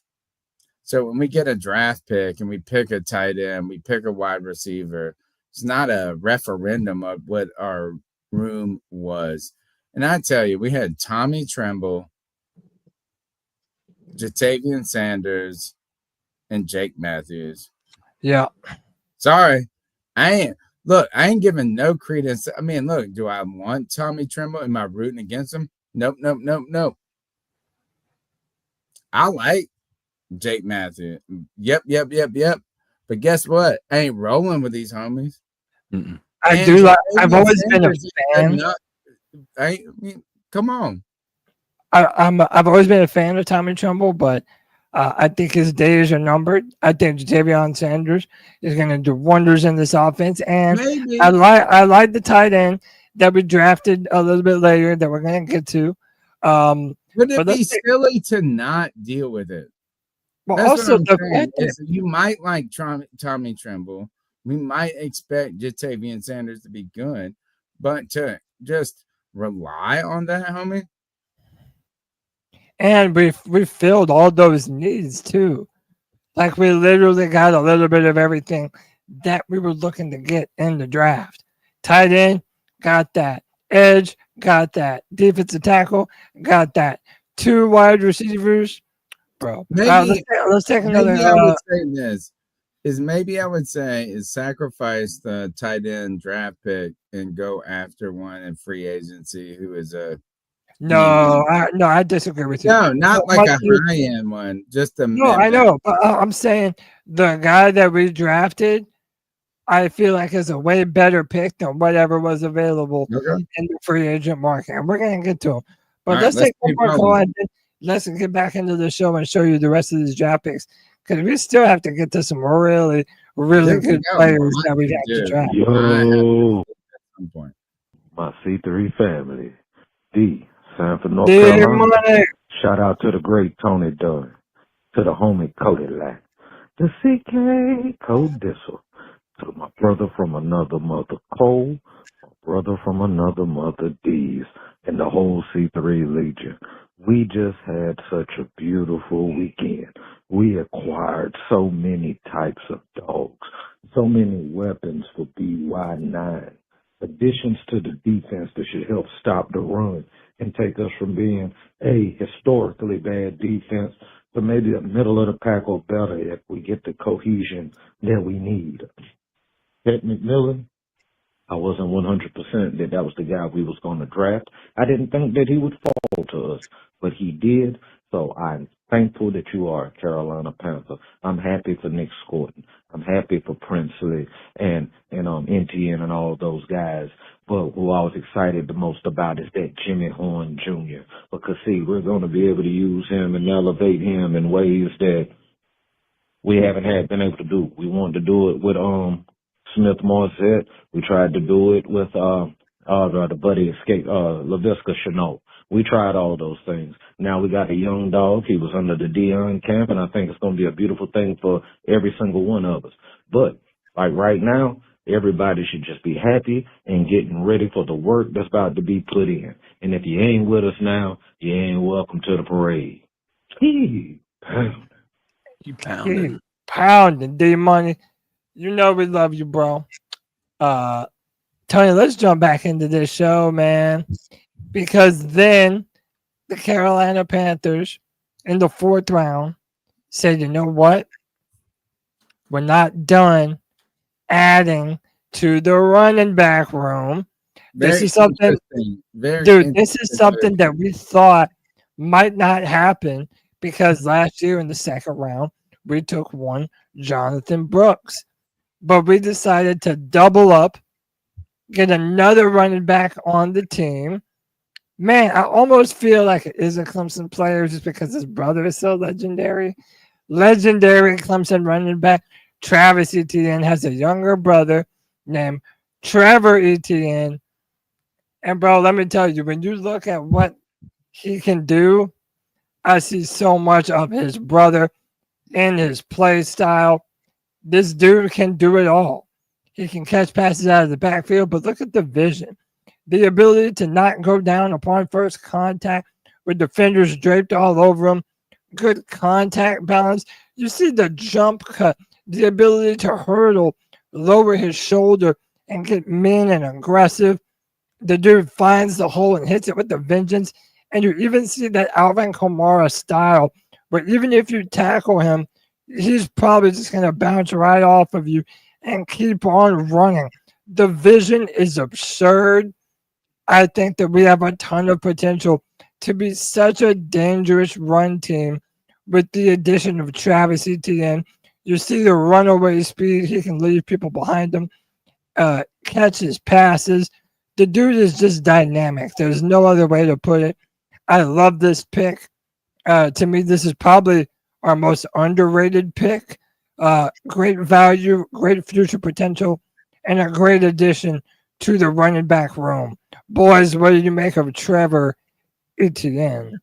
Tell me the player that went to the Saints that you just compared him to. Alvin Kamara? Yeah.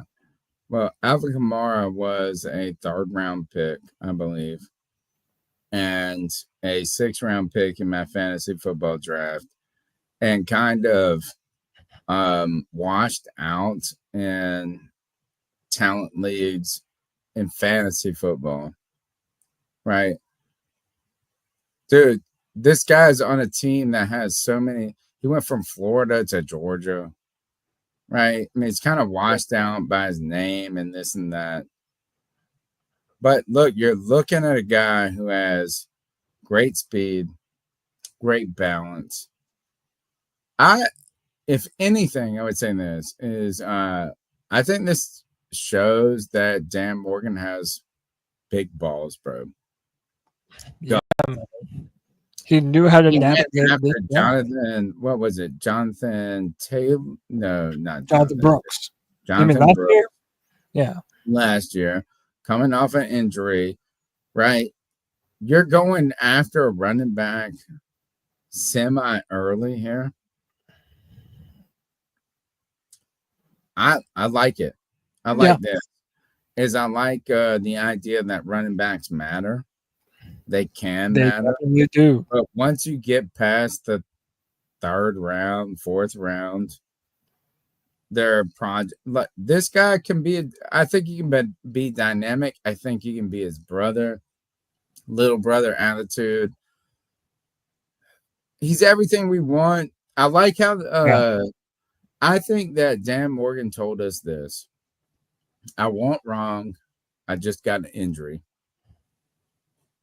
So I'll read this little blurb and then CK tell us what you think about Trevor Etienne. I'm going to do that so many times. I know, me too. But Trevor Etienne, because he's fighting his older brother. Yeah, he's fighting the name of his older brother. And he's wanting to make a name for himself too. It's a different day and age. He went to 2 giant schools. He transferred from Florida to Georgia. Right. And there's so many players there. He might be a talent that's a diamond in the rough that's kind of been overlooked a little bit because there's so much talent around him. Yeah. Shout out to JD Young. He says Kamara was a 4th round pick. Yep. So that's a great point too. I'm telling you. Breakdown, again, shout out to Jack Nichols on Twitter for the breakdown. The Panthers land a legit and underrated offensive weapon in round 4 with the Georgia running back Trevor Etienne at 5'9", 198. Is perfect size. Perfect size. Explosive, and built for today's NFL. Yes. In only 10 games, Etienne rushed for 609 yards and 9 touchdowns in 2024 while catching 32 passes for 194 yards. Dual threat. Proving that he's more than a runner. He's a weapon. What really makes him dangerous? Versatility. Etienne has experience lining up in the slot, motioning out wide, and returning kicks. That's a big one, boys.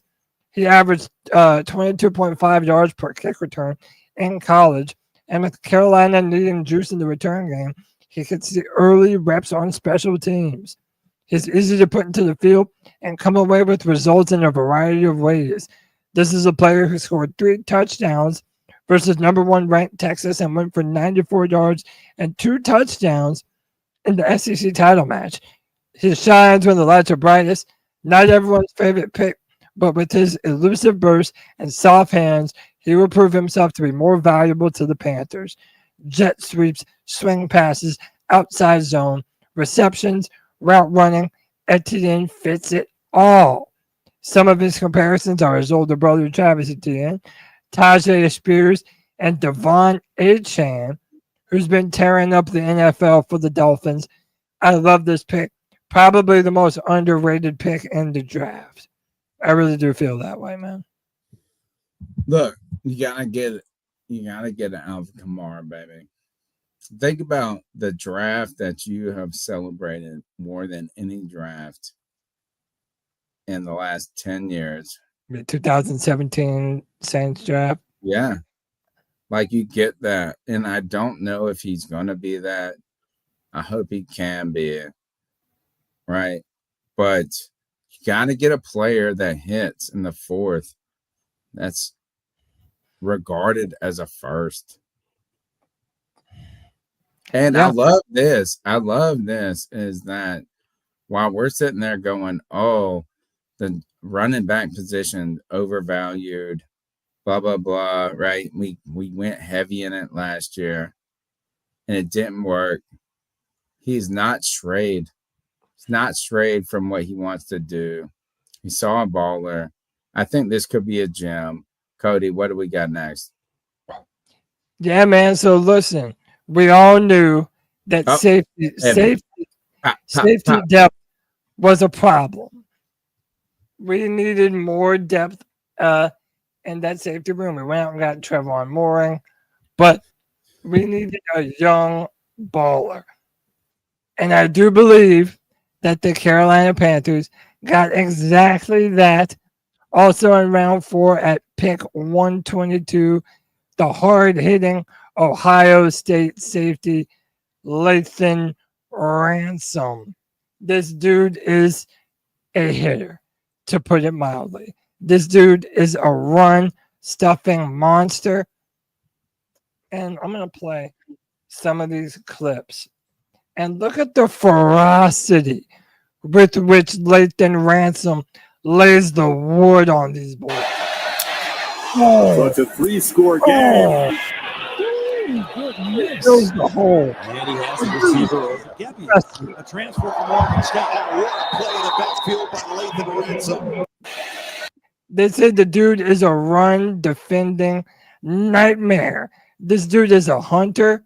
And, you know, there are 2 players in this draft that remind me of former Panthers players. I'm here to say, you know who I see a little bit of in Lathan Ransom? No. I see some Kurt Coleman. Another Panthers safety who went to Ohio State, who was a ball hawk, was great in the run. Dude is a real thumper. Warrior. And I love the aggression that he brings to this team and our defensive backfield. He is literally what the Panthers need on defense. And Ajiro Evero, if he's going to turn around his circumstances and maybe being a head coach one day, it doesn't hurt to have a ball hawking safety like Lathan Ransom. CK, how upset are you going to be when he gets a personal foul for blasting a motherfucker? Not upset at all. Not at all. Not at all. Not at all. Like I don't think that it's worthy of I would rather see a dude who's passionate about the game.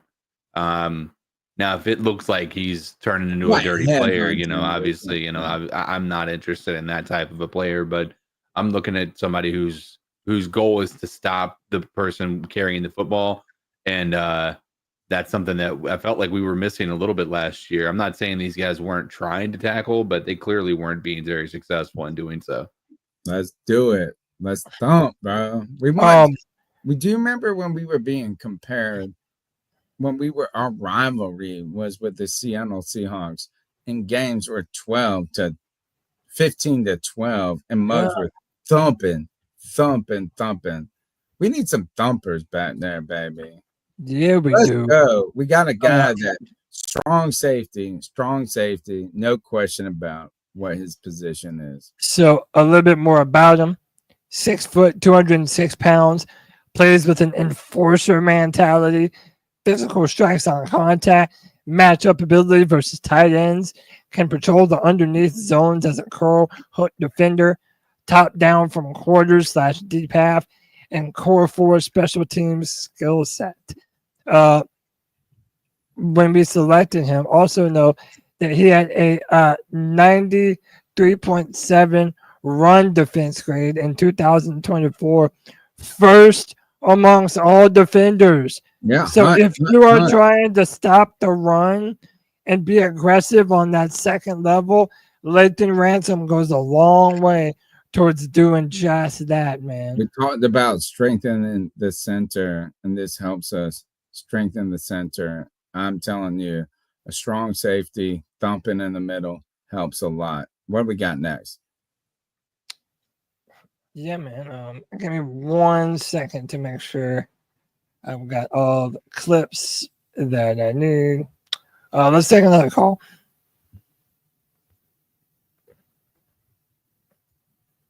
The number is 252-228-1598. Y'all are the best. Smash the thumbs up button. Subscribe. Share. Let's go. Look, every time you share, look, the numbers go up. You really making a difference. Make them calls happen, Cody. What's up, my C3P family, man? I hope everybody having a great night. This your What up, boy Locks? with the flu. Oh, Drew. What's up, Hey, Drew? man, I'm just tapping in. Listen, I think the draft went very, very well. Like I was telling y'all boys last week, I did not want to move for my 8th spot. And I'm so proud that Dan did not. Getting Tech, I think is great for us, man. When we played Tampa Bay last year, man, if you was at the game and watched it live, man, Mike Evans killed us, man. And JC was all on him, man. He jumped over JC for a touchdown. I was like, oh my God. I mean, he just killed us, man. And Canales just said, hey, you know what? I gotta go get a big wide receiver that I know can catch the ball and can get open and, you know, do his thing, man. So adding him was great. The wild card was Jimmy, man. I've been watching Jimmy Horn Jr. all year. Hey, man, he's going to be a beast for us. He's going to go back. He's going to play Yes, sir. returner, punt returner. He's going to get a little bit of slot action. He's going to really Some more Ransom while we're listening to calls. I think that the Travis Etienne pick let us Trevor, know yeah. exactly what we're doing with Brooks. And I don't think that they think that Brooks is going to be ready to go, and I don't think that they believe in him right now, is even in the future. So picking up Etienne was great as well. So as the defense goes, man, we did a great job on defense. I think with the free agents that we picked up, you know, before the season and adding these new guys in the draft, hey, man, these ain't your old granddaddy Panthers no more. We coming to win now. Let's go, baby. Keep pounding. Keep pounding. Love that. Love that. Love that. By the way, I'm also showing some more plays of Lathan Ransom. God, look at the speed, CK. Then also watch what he's able to do in coverage, too. He has some clips here. Watch how he flows to the sideline, cuts everything off like a linebacker. Then you see him, look, just fills the whole, dude, I'm telling you, it reminds me of like Kurt Coleman. This is him dropping back into coverage, reading the quarterback's eyes, making a play on the ball. The dude is dynamic. He's fast. He's a heavy hitter. I just really love what this dude has the potential. No, we don't need to be comparing the Kurt Coleman, which was nice. But you mean like, a little Thomas Davis in him? Yeah, maybe a little. I think Tommy Davis was a little bit bigger than Latham. But, dude, what's wrong with Kurt Coleman? Kurt Coleman was the man, dude. I'm like, Kurt Coleman was a ball hawk. He was intercepting balls, smacking people, filling the hole. Kurt Coleman was the dude, man. Shout out to Jorge Marcelo with the 199. Says, keep pounding. C3. Let's jump back into this show. So, with our fifth round. We did it. We got at 140. We got a defensive tackle. Now, Tony, you might not remember this, but on one of our Tuesday shows, I brought him up because we had met him in one of our top 30 visits. And this dude, so I told you that Lathan Ransom reminds me a little bit of Kurt Coleman. When I watch this guy play, if you say KK Short, I'm gonna bust you in your head. I say fucking K1 Short. Oh, it's long. The dude is strong. Remember that K1 Short was he went in the second round, but he should have been a first round talent. Badass. We drafted Starler to the late first. Then we drafted K1 Short. But I'm getting ready to play some of these clips, and you tell me if you don't see some KK Short and Cam Jackson. I want to see some wiggle and jiggle. By the way, at this Reese's Senior Bowl, the dude was incredible and unstoppable. 6 total tackles, 5 solo tackles, and 1 pass breakup. The dude is strong. He's mean. He's long. Shout out to Ricky Raines. It says 5th round pick interior D lineman Cam Jackson is a big dude, 6'6", 328 pounds. He utilizes his frame. He's got great strength at the point of his tack, but his feet are more quick and nimble than expected, moving laterally down the line and penetrating behind the line of scrimmage. And this is the type of player, boys, who he could be in a 3-4 or a 4-3. And I think that's actually true that we need to mention for a lot of these defensive players. They are not scheme dependent on Ejiro Evero. So if for whatever reason we move back to a 4-3 next year, these players would still be able to fit into what we're trying to do and who we are. So I really, really like this player. I'm going to show you some clips. Tony, read that super chat while I find the clip. I need to get the full screen somehow. What? Here we go. Vegas Panthers Drew. Thank you for the C3 love bomb. He says, I really like Ransom, but the dude is another strong safety unless we plan on making Trevon a free safety, but then you take away what he does best. Thank you, Vegas Panthers Drew, for your C3 love bomb. I wonder, though, if we have underestimated his coverage skills. We go to C-Dog. If you go continue in the chat, we'll get to it in a second. But C-Dog said, watch what he does against tight ends.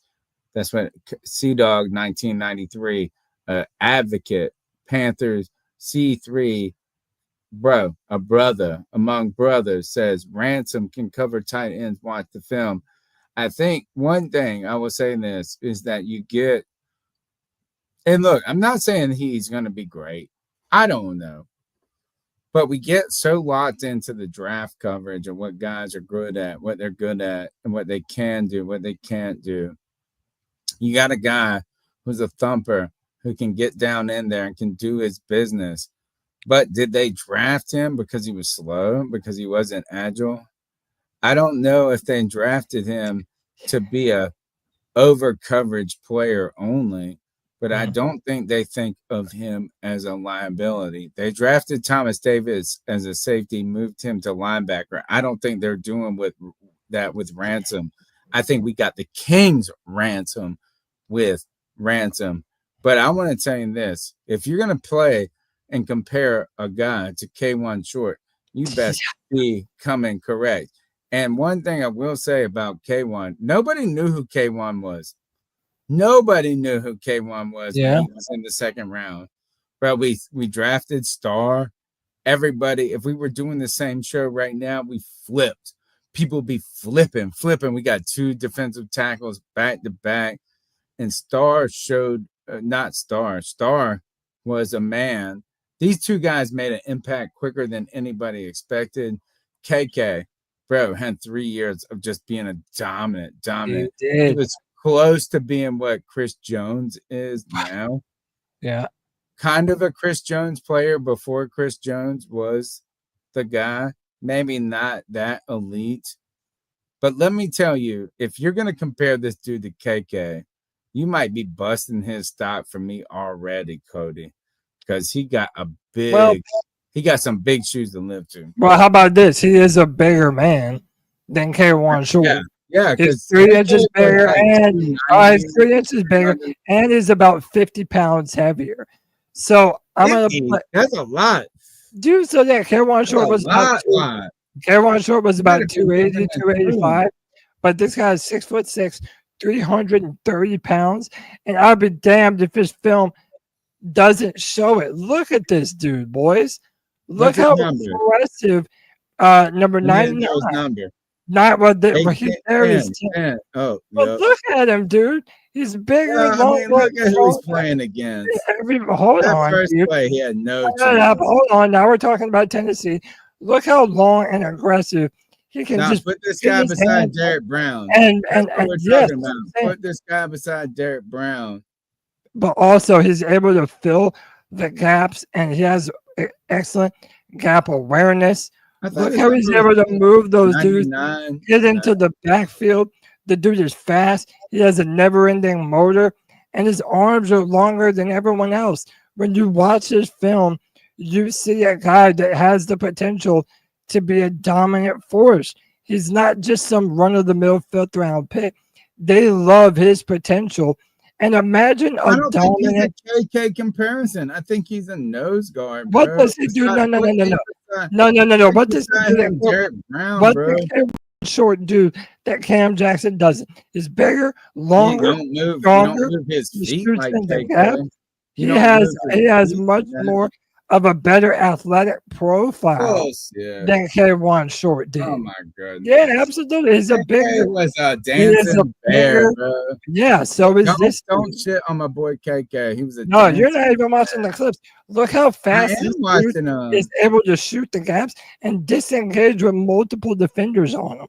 There were two different defenders trying to push him off the ball. I think he's a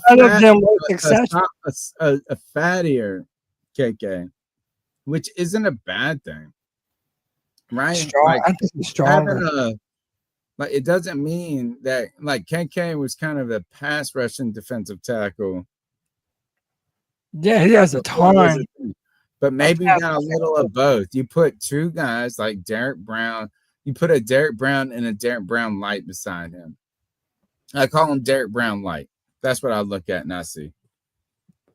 So look, I'm going to play him one more time while I read his player profile. Don't overlook this day 3 pick. Okay, look at that ass. Sorry, I'm going to interrupt me. The Panthers have found a hidden gem in defensive tackle Cam Jackson, standing at 6'6", 328 pounds.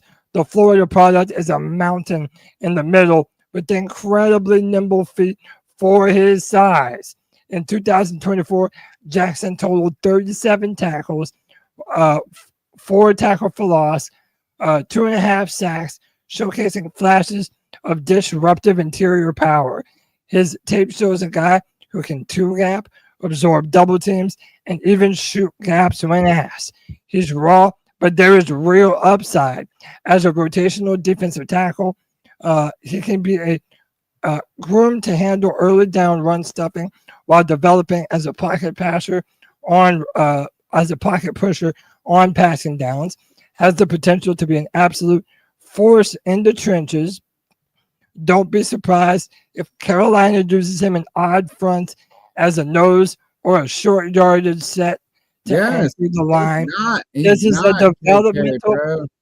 developmental pick with a long-term starter traits if the coaching staff unlocks his technique.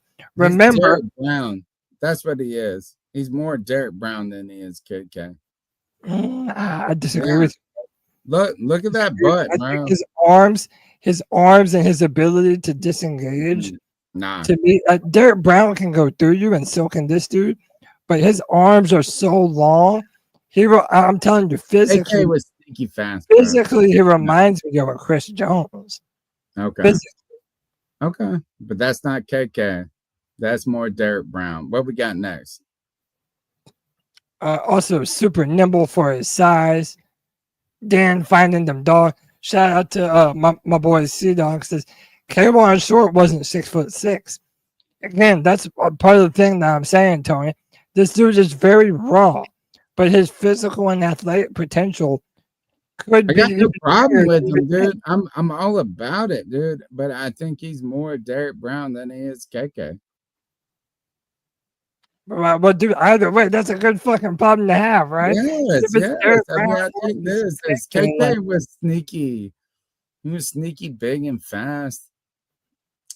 I mean, I love KK. One of my favorite Panthers of all time. Cody, let's take more calls. Let's get through this show, bro. Let's not do it. because I want to get out of here, but we have like 97 slides to go. No, we're almost done. We're almost done. No actually. way. No way. Yeah, and we have 5 more calls. Hey boys, what's up? It's Vegas Drew. Wait, you actually replayed this. What's up, my C3P family, man? Yeah, we did. My bad. Hey boys, what's up? It's Vegas Drew. Being one of those What's up, Drew? I guess voice their thoughts on draft a little bit. I know I'm warming up to Ted a little bit, but my opinion on him is the same as it's been previously. That I don't have a problem with him as a player. It's more a problem with the style of player that we're getting. I mean, we're all 6'4", 6'5" players that, I mean, not that there was a guy in the draft that was, how do you put it, like a burner that's quality, like a good route runner, but I think that's what we need is someone that's a little more speed.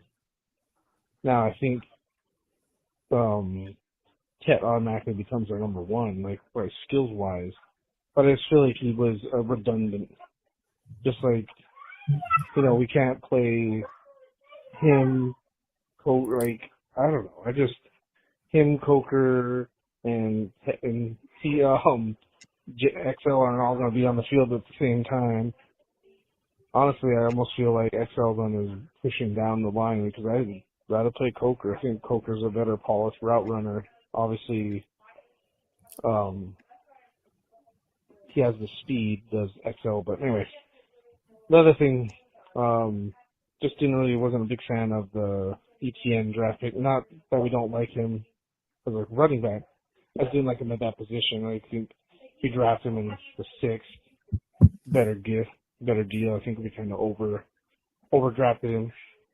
That's a little nitpick. Like I said, I'd rather have Warren, and if you did Warren and then a different, I don't know, like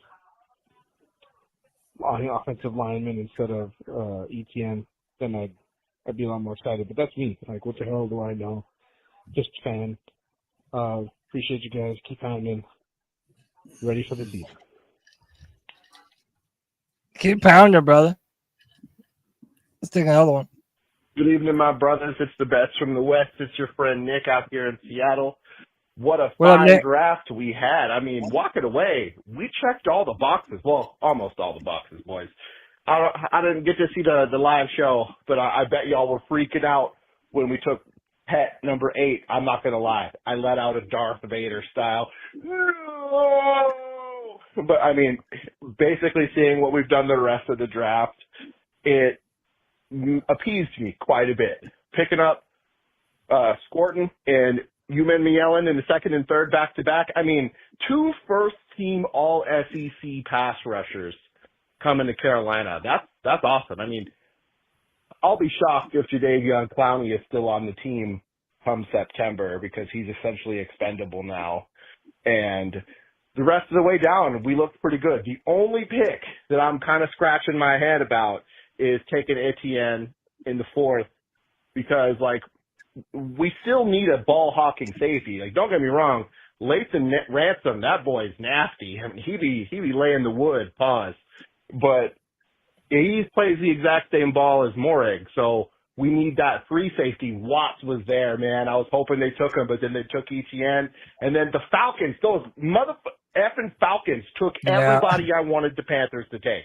I mean, granted, I hope they're still ass, but them picking up, I swear they just took Billy Bowman just to piss on the Panthers. Because, like, you know what? We already got one ball-hawking safety in this draft. We already got Jesse Bates. But you know what? Let's stick it to the Panthers and take Billy Bowman, too. But all around, boys, I'm really happy with the draft. Evan Mitchell, I mean, he's going to come in already and probably be a reliable target for Bryce. I mean, and I'm just excited to see some of those balls thrown up to Tet, too, because, I mean, let's be real. If we had him last year, that's 3 more wins we would have had. Because think about how many jump balls you either dropped in the end zone or dropped at the goal line that he would have come down to. Dude has a 300-yard game. Like, he's a baller, however you slice it. So if that connection works out, I think we should be good. I hope we still pick up Blackman in free agency. I hope we pick up Asante Samuel Jr. in free agency. But boys, I'm feeling good. Like, what do you guys think? Who do you guys think is going to be the most impactful from the draft right away? Let me know what you're thinking. Boys, love you. Keep doing the show. Keep pounded, my brothers. CK, bro, we've had so much going on. Oh, man, I'm moving. I got different. I'm closing. I'm opening. I'm closing and opening. You've got a new baby. I feel like this. Not some more. Not so much. Well, she's the new baby. She's 2. She's still. She can run. She can run. I want to do this for you right now. I want you to go and give your wife and your daughters a kiss and tell them that the Panthers' future is fresh.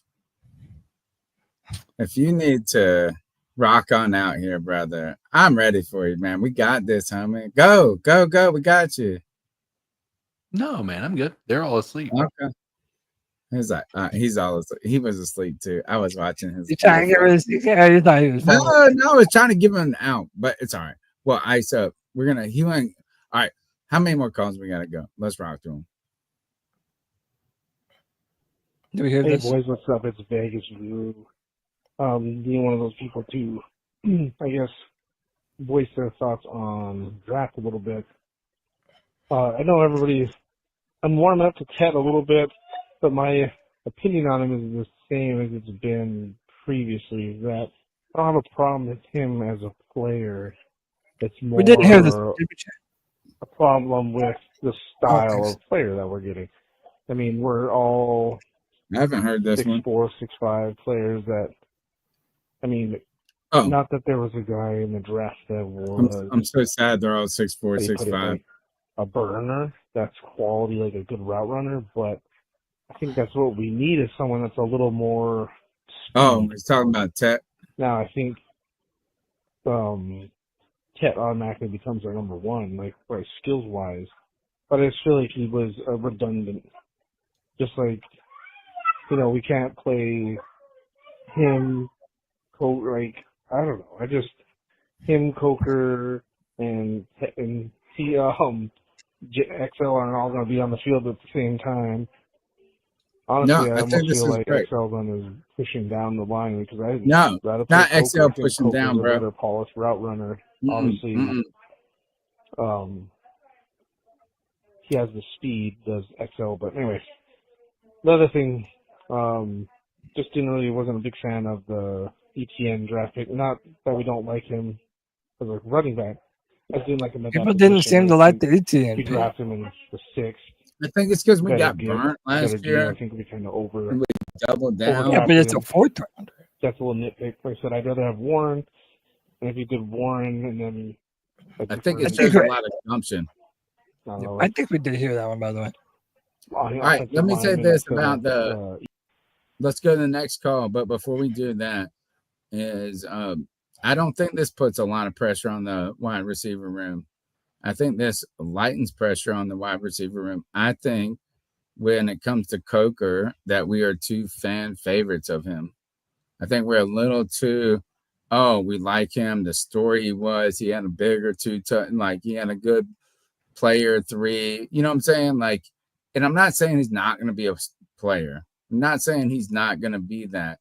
But you can't continue to count on Muggs to outperform over and over. Like, they gave you their best in a sense.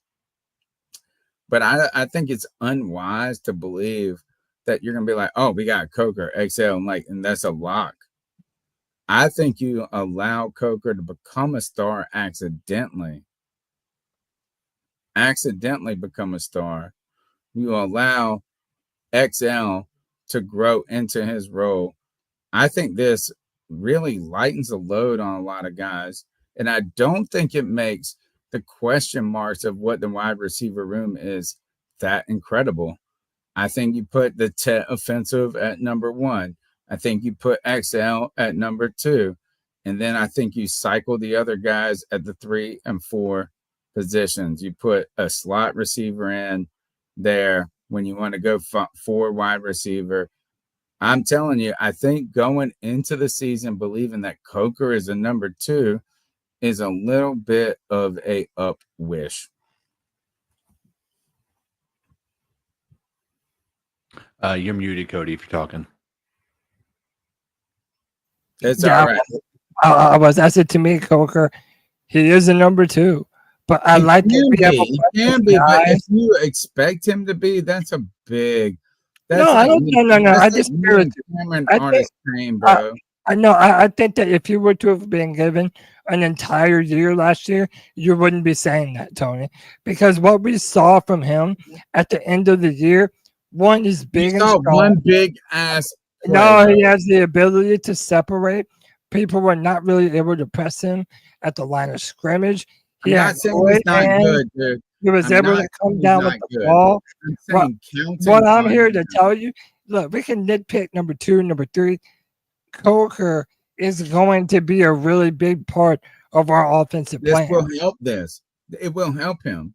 It's going to help him, man. It's not making him be that from day one.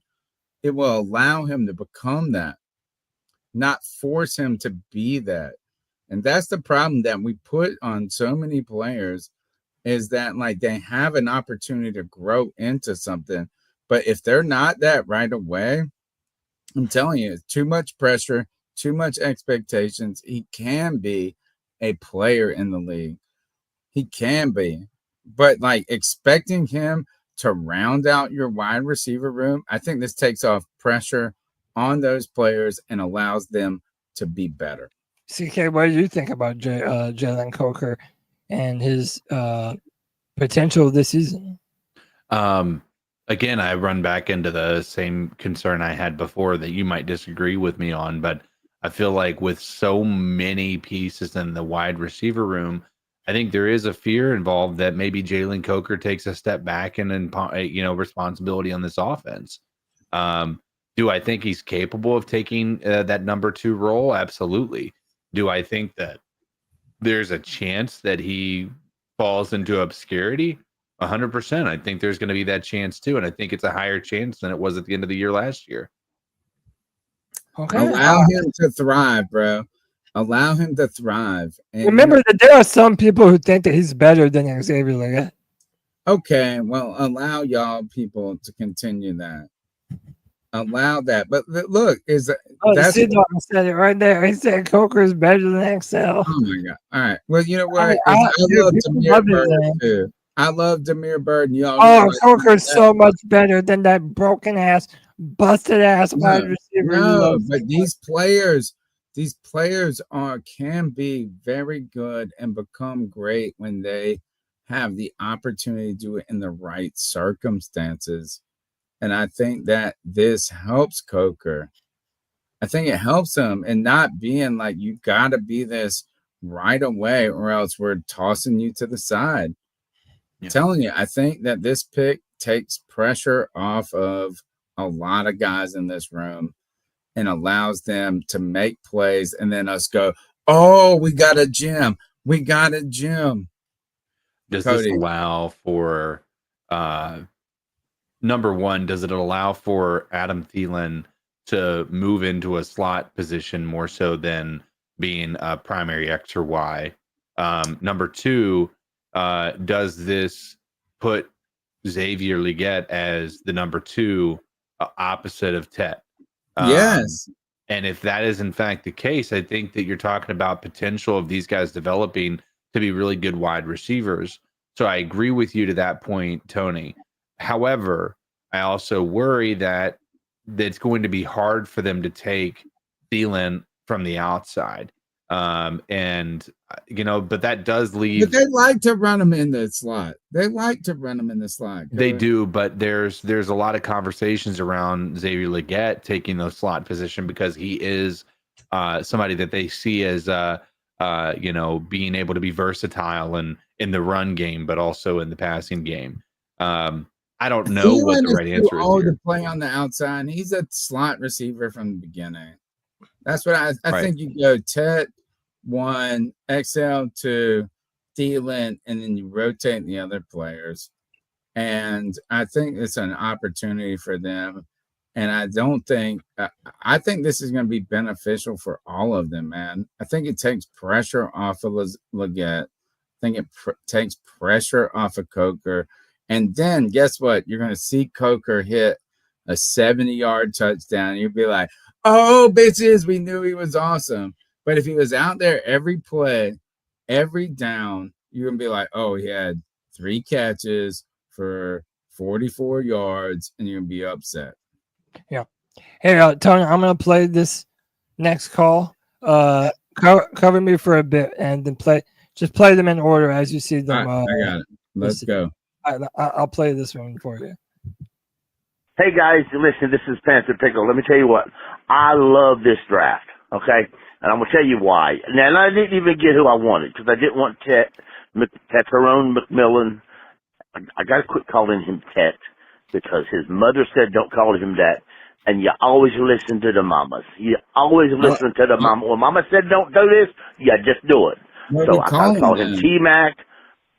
Yeah, that's just why I'll call him T-Mac. Tracy McGrady was called or Nola or something. Anyway, but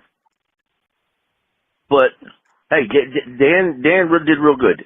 Dan got the wide receiver he wanted in the first round, and which is probably the best wide receiver in this whole draft because he actually played wide receiver more than the other guy. But anyway, I like Tyrone and McMillan. And he got the 2 edge rushers in the second and third round. The phenomenal gift of that draft. If I had to question anyone, I would have said the running back because I didn't necessarily think we needed it.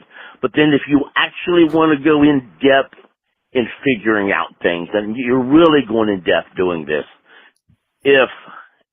if Jonathan Brooks can't come back healthy, next year he could be the number 2 guy.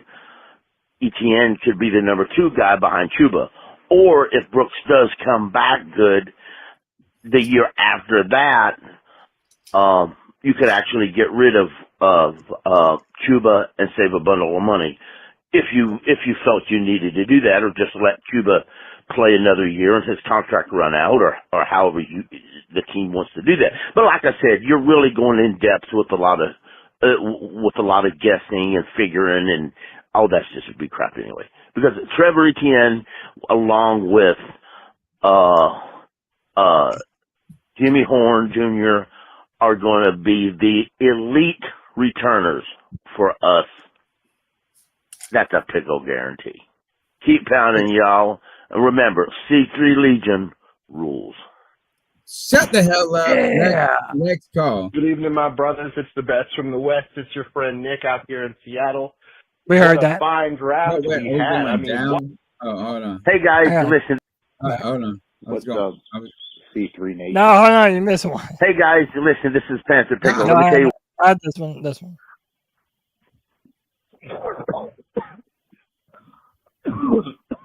Oh, this is C-Dog. This is my boy. Real quick, it's me, C-Dog 1983 TV.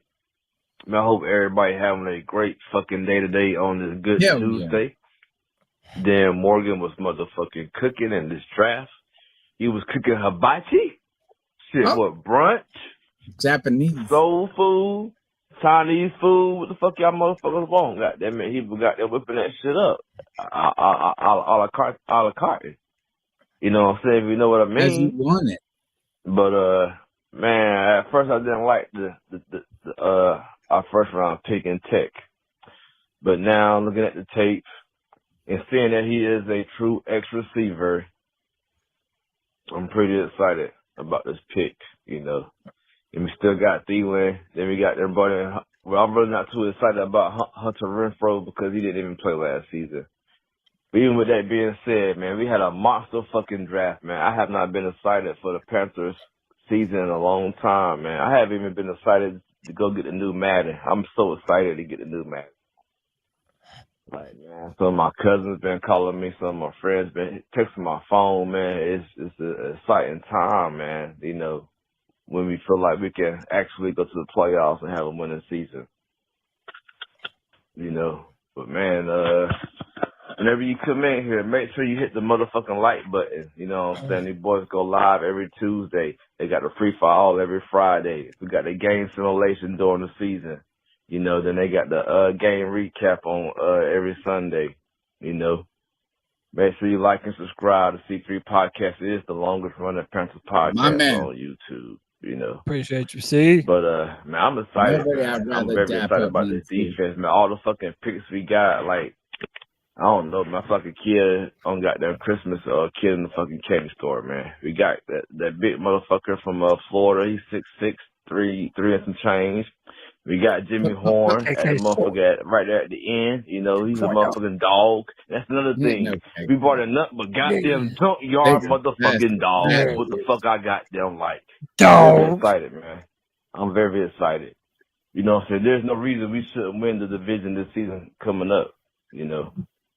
But I'm just trying to. But anyways, man, everybody have a great fucking week. Keep fucking pounding, man. You know what I'm saying? For this call get cut short, man. The C3 Podcast is the longest running Panthers podcast on YouTube. Please like and subscribe. Everybody have a great fucking day. C-1983 TV out. Keep pounding. Keep pounding, bro. Love that energy from C-Dog. Look, you know when C-Dog is telling you how good of a draft we had, it must be good. You know what I mean? I think that dude, you know, he doesn't give props easy, but when he does, he gives them props, man. We only have 3 more calls, and then we can just finish out the show. No, smash the thumbs up button, subscribe. Let's go. Greetings from beautiful Idaho. I just wanted to call in. I didn't like the draft on draft day, but I wasn't going to go crazy about it until I kind of took a look at things. Now I'm realizing this draft was not for 2025. This draft was for 2026 and 2027. And if you read the NFL script, Panthers make the Super Bowl every 12 years. So we're due in 27. But what I'm worried about is I think we got to get rid of Clowney. I know, Cody, you love him, but love him. $7 million. Yeah, where does that money go? Where the fuck is our linebacker core, man? We've got some good pieces in place and rotational players, but we got to get a linebacker. We got to get another safety. We got to build that defense from the middle. We want that man. Wallace And kid I'm to fine be with great. Pet for, like I said, 26, 27, but this defense, man. Again, we gave up more points, more rushing yards, more rushing touchdowns than before the forward pass was invented. So there's teams in the NFL that there was no forward pass and we still gave up more rushing yards. Got some pieces to help that out, but we didn't solve the problem. So that's what I wanted to ask you guys about. Where do we go in preseason and free agency for a linebacker core in that middle of the defense? Because we got to shore that up. Wasn't expecting the Panthers to win the division this year. I think it's a step in the right direction, but I think everybody that's celebrating this team to win the NFC South is up in the night for this year. Let me know your thoughts. Keep pounding. Love you guys. Keep doing what you're doing. All right, Keep so pounding.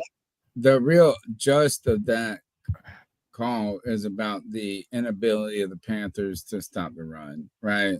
And how terrible we were. Trevin Wallace, though, I think one thing I hope that this says is that we believe in Dan Morgan. That was Dan Morgan. Was Dan Morgan's first draft last year? Yes.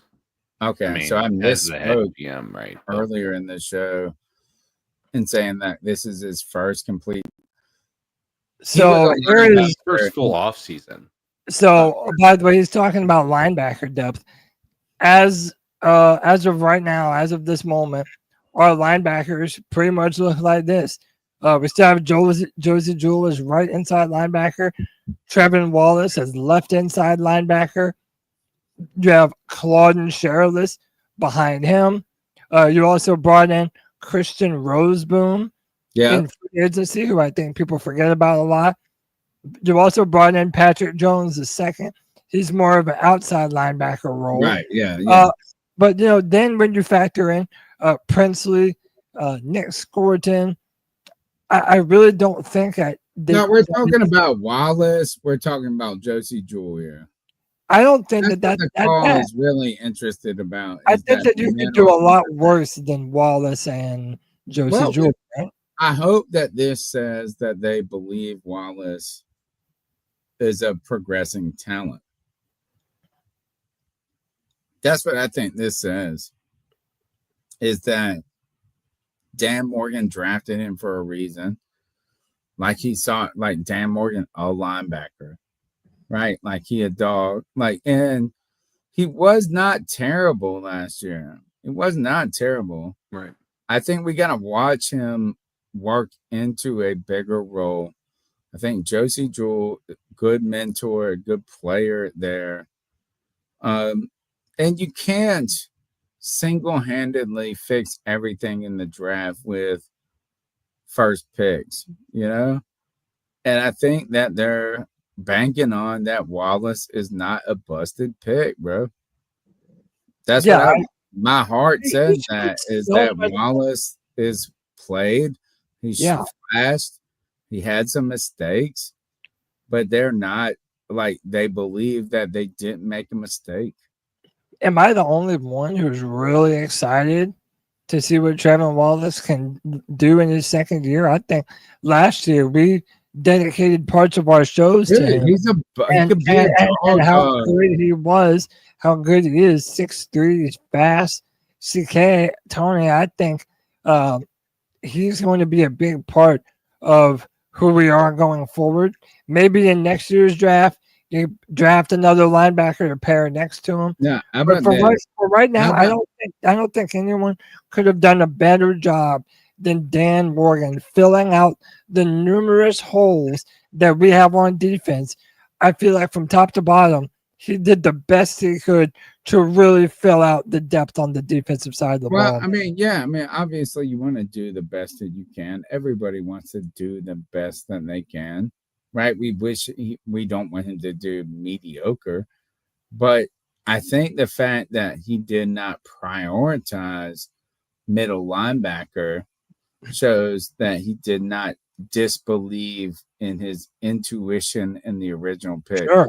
Trevor Wallace, right? And look, we know this. We saw the best linebacker in the history of football, arguably, in Luke Kuechly. Right? I mean, look, it's like we can quibble and quabble and whatever it is. Short career, this and that. Luke Kuechly got it done. Yeah, he did. But when he did not have the front in front of him, he could not play to his fullest ability. When he won Defensive Player of the Year, he basically gave all the credit to Star and KK. And right. He gets to play free. Yeah, that interior pass rush allows a linebacker to play free. Right, so imagine what he might be able to do this year with but the that's what I'm saying. Trevor Yeah. Wallace might be able to play more free, where he's not worried about making every mistake. He was a rookie last year. A rookie, right? You don't know what's going on half the time. You're trying to figure it out. At sometimes, do you remember last year when was it Shaq that got hurt and all of a sudden Trevor Wallace had the green dot on his helmet? Yeah. Did that not happen, or am I misremembering? Oh, that happened. Like it was like, he was like, oh shit, I had the green dot and I was calling all this. And I'm not saying that like you should not be able to answer the call. Like you should be able to, if you're in the top of the top, you're getting paid. Like, of course, you should be able to answer the call. But when you have players around you who can do their jobs, we might be able to see Trevor Wallace. You know what? I'm calling it right now. Trevor Wallace, standout player of the year. CK, what do you think about? Is about to flow. CK, what do you think about Trevor Wallace? I mean, I think that we had seen some flashes from him last year, and without having us address the middle linebacker position, I mean, it's clear that he is the starter moving forward at that position. It'll be interesting to see if they make any additional moves on middle linebacker before the beginning of the year. But as of right now, I think they just seem to be comfortable with what they've got at linebacker. And to Tony's point, I think that it tells us that Dan isn't second guessing the decisions he's made on that front. Now, I think that drafting of Tet, T-Mac, or even Etienne tells us that maybe he's second guessing his decisions on the previous year. Well, one is an injury, Cody, right? I mean, it's CK. One is Jonathan Brooks was hurt. Sure. Right. I mean, like, that's not. But he was hurt when he was drafted. Right. But So- it didn't work. Yeah, but if he trusted that it could work when he drafted him, and now he doesn't trust But he that it has would to work, go a full season without him. potentially. They're already saying yeah. they're not going to play him for a full season. Yeah, I mean, we don't already know think that. Yeah. Jonathan Brooks. I would give you the other comparison, but not the Jonathan Brooks one. So, I think that, I was going to say, I mean, I think I get where you're coming from, Tony, but at the same point, they drafted him knowing he was going to miss the majority of the season last year. And so he had to believe. Talked about them they rushed him back, or Right. they didn't rush him back. Right, They made but a mistake on that one. Yeah, I think nobody would disagree with that, given where But we he's were a as a unit. star, bro. Like, if he could just get on the field. And also, boys, a lot of people in the chat are bringing up an undrafted guy. I'm trying to find some clips. No, I don't care about that. Well, I know you don't. Shut up. Wallace is Shut up, going to be shut a up. dog this year, bro. No. Jalen Coker last year was an undrafted free agent who had an incorrect. Yeah, I muted you. What up? Shut up. Last year, Jalen Coker came out of nowhere. The days of the Panthers, like, just completely writing off the undrafted free agents are over. There is a guy that many people have already mentioned in the chat room. His name is Tuasivi Nomura, and I'm looking at some. What's that got to do with Trevor Wallace? Because he's a linebacker, and he's somebody that a lot of people think could really be somebody who works out for us, man. And a lot of people said that last year You about better mute me again, bro. about Jalen Coker. Yeah, I'm gonna play a clip of him. I don't care about his clip. I'm not doing it for you. I'm doing it for the fans. There's multiple people who said that they want to see him. This dude right here. Nobody gives a his name is Tuasivi Nomura. This is just one clip, but he flows fast. He went from Fresno State. He then went to USC. He flows to the football. He's aggressive. And hold up, look, he has Trevor that. Wallace can be the dude, bro. Bro, look Trevor at that Wallace flow. don't give Oh, up. bro, look at that flow. Come on I now. don't give a fuck. I got That dude's a great Carolina Panther, bro. That's a Carolina Panther right there. Look, let's take another call, boys. We got 3 more. Yeah, let's finish them out. Let's go. What's up, C3 Nation? Greetings from beautiful Idaho. I just wanted to call in. I didn't like the draft on draft day, but I wasn't going to go crazy about it until I kind of took a look at things. Now I'm realizing this draft was not for 2025. This draft was for 2026. Oh, we heard this stuff. And if you read the NFL script, Sorry, heard this. Hot dog, hot diggity dog. Hood Mickey Mouse in this Panthers Podcast. What's up, Hood Mickey. Put me on full screen. I just want to call in and I think, Dan Market cooked hell of a damn meal. Yep, yes he did. That's a Carolina Panther. Going to be a dominant wide receiver.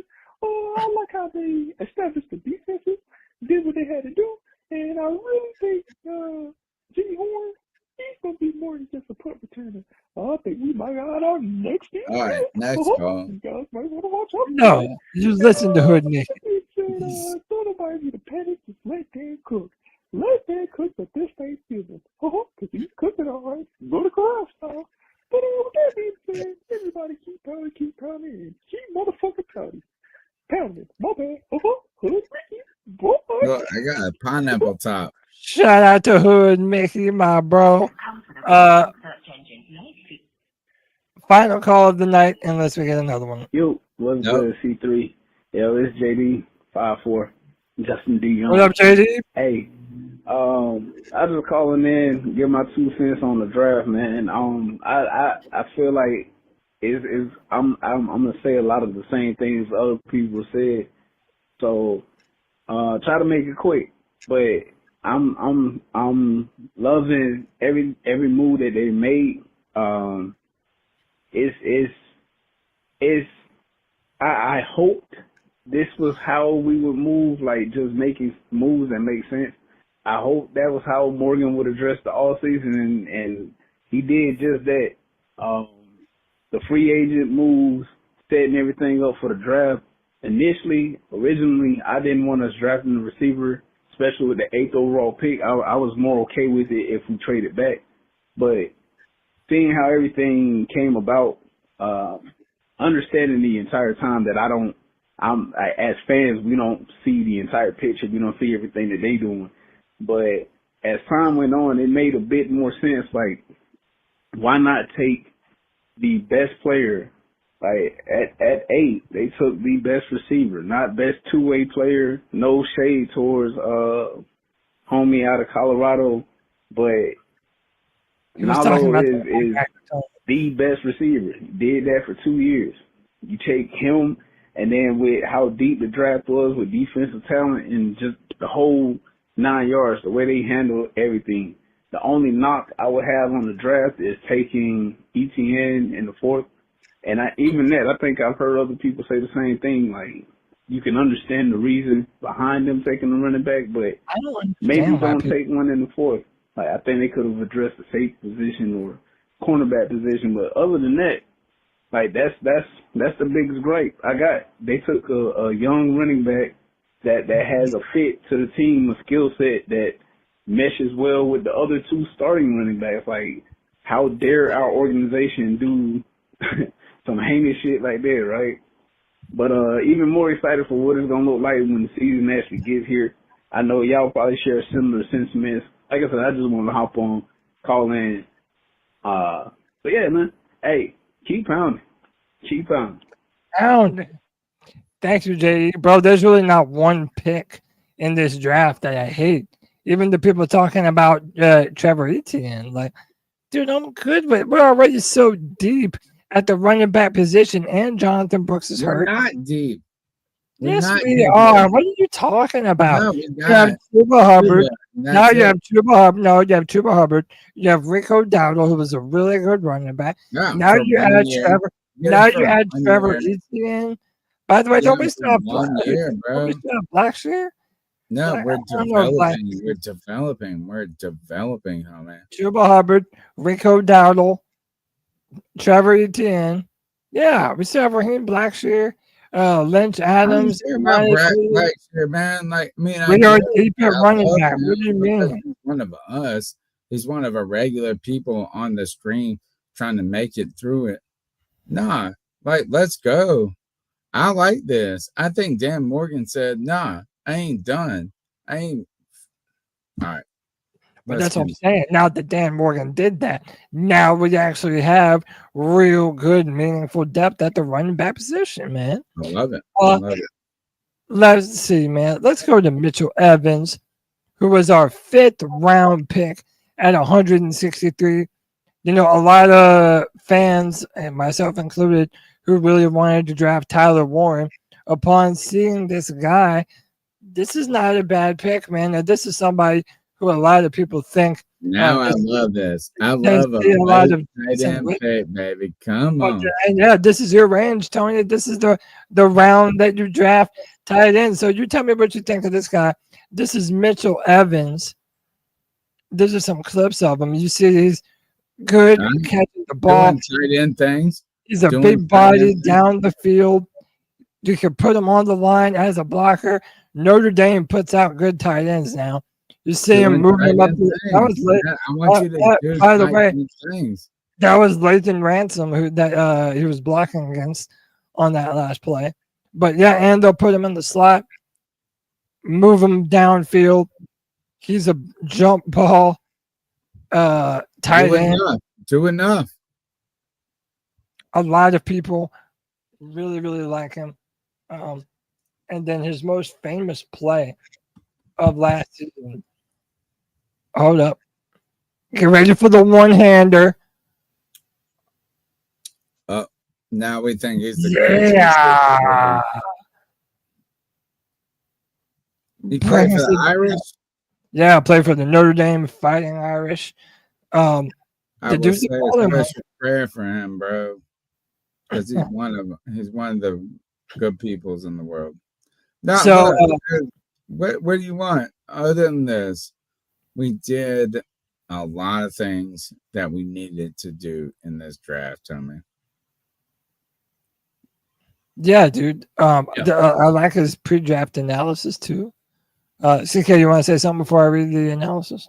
No, I was just gonna say I think Tony hit the nail on the head. I think that a lot of the things we came into this draft saying that we needed the most, we focused on. Outside of the clear absence of middle linebacker, but other than that, we pretty much did everything. Because Trevor Wallett's gonna be the man. Continue. Let's finish this show before. Yeah, man. It says Evans tied for the quickest 10-yard split among all tight ends at the combine, and that burst shows on tape. He's quick, can make the first defender miss, and runs hard yards after the catch. He gets his head snapped around and accelerates out of breaks, running out routes. He uses his big frame to box out defenders and make contested catches. Evans' time speed is average, but he tracks the ball well. Makes plays downfield, averaged 14.6 yards per catch in 2023. He gets into position, he moves his feet, and he has the frame to develop into an effective in-line blocker. Tony, these are the rounds that you say you take the tight ends, and that's what we did. 6'5", 260 pounds. I do, and look, he wears a good number. Do y'all think we'll give him number 88 here in Carolina? We gave it to, what's his face? Terrace Marshall Jr., your baby boy. Yeah, forgive me for being hopeful. That's who it was. How about this? But what about, the heir apparent to Greg Olsen? Maybe, who knows? Look, how about this? Is let this player do the best he can in the league and earn his stripes. I don't need to make him Greg Olsen. I don't need to make him anything like that. Let a player blossom. So if that's what we get, then I'm excited. 100%. So, any thoughts about Mitchell Evans? That one-handed catch was eerily similar of the Greg Olsen. It was, wasn't it? Time and time again, because it was his one-handed catches weren't super clean, but it was kind of in an awkward position, but still came down with it. So and it was Cam was throwing him a 99-mile-an-hour fastball every time. Yeah, dude. No, I think that he has potential. So then the final pick of the Carolina Panthers draft at pick 206 in round 6 was Colorado receiver Jimmy Horn Jr. This dude was a deep ball threat for the Colorado Buffalo with Deion Sanders up there. So listen, to me, how I said that Nic Scourton, wait,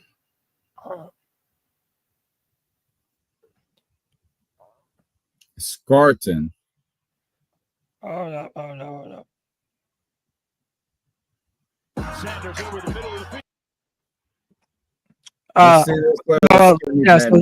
Like I said, we got a punt returner, is what you're telling me. Well, yeah, but he is the perfect complement right, to he's the perfect complement to T-Mac because no, he's a punt returner. If you draft just him, shut up for a second and listen. T-Mac is the big body jump ball wide receiver.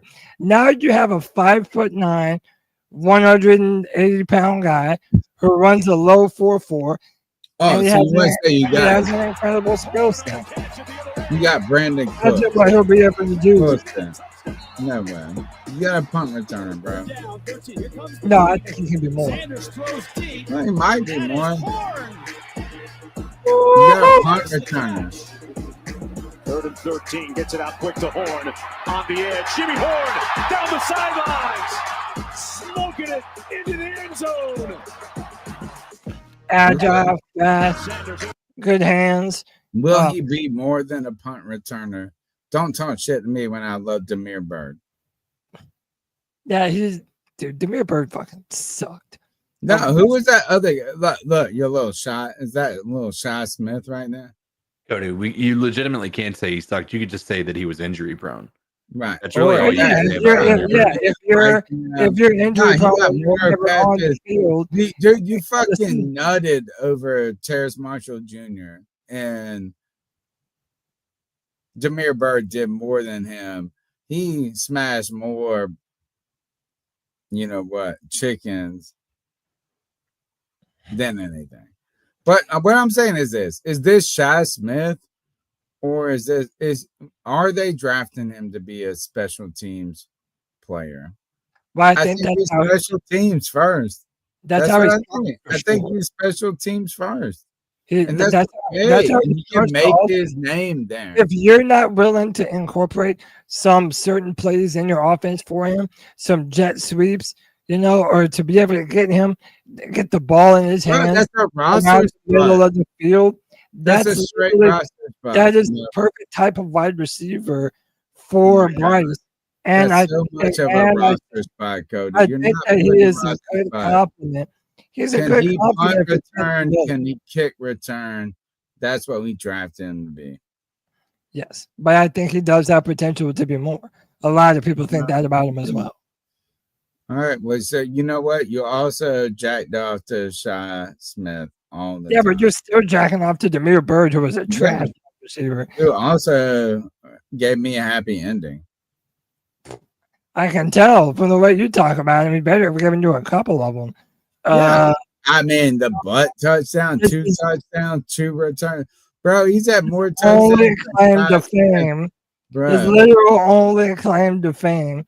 But 6th-round pick Jimmy Horn Jr. showed some toughness, hanging on to the catch over the middle after taking big hits. Colorado had him blocking on screens fairly often too. Not afraid of contact despite his frame. Let me ask you this, and we're in the show on this. Do you really think with 2 more slides? Oh God, we'll go through them. Quick, go. No, ask your question. No, go through it. Jeez, such a flyweight, Tony. How about this? Who has a better chance of being a part of this roster going forward? Jimmy Horn Jr. or son of Panther legend? Perfect timing. You know what? Third. I would also say neither. But the last player you showed was Jimmy Horn Jr., right? Yes. So you're talking about a wide receiver room that's already growing and built up, right? You guys love Coker. We're cokeheads. We think Leggett is growing. Ted, like how many people can actually be in the room, right?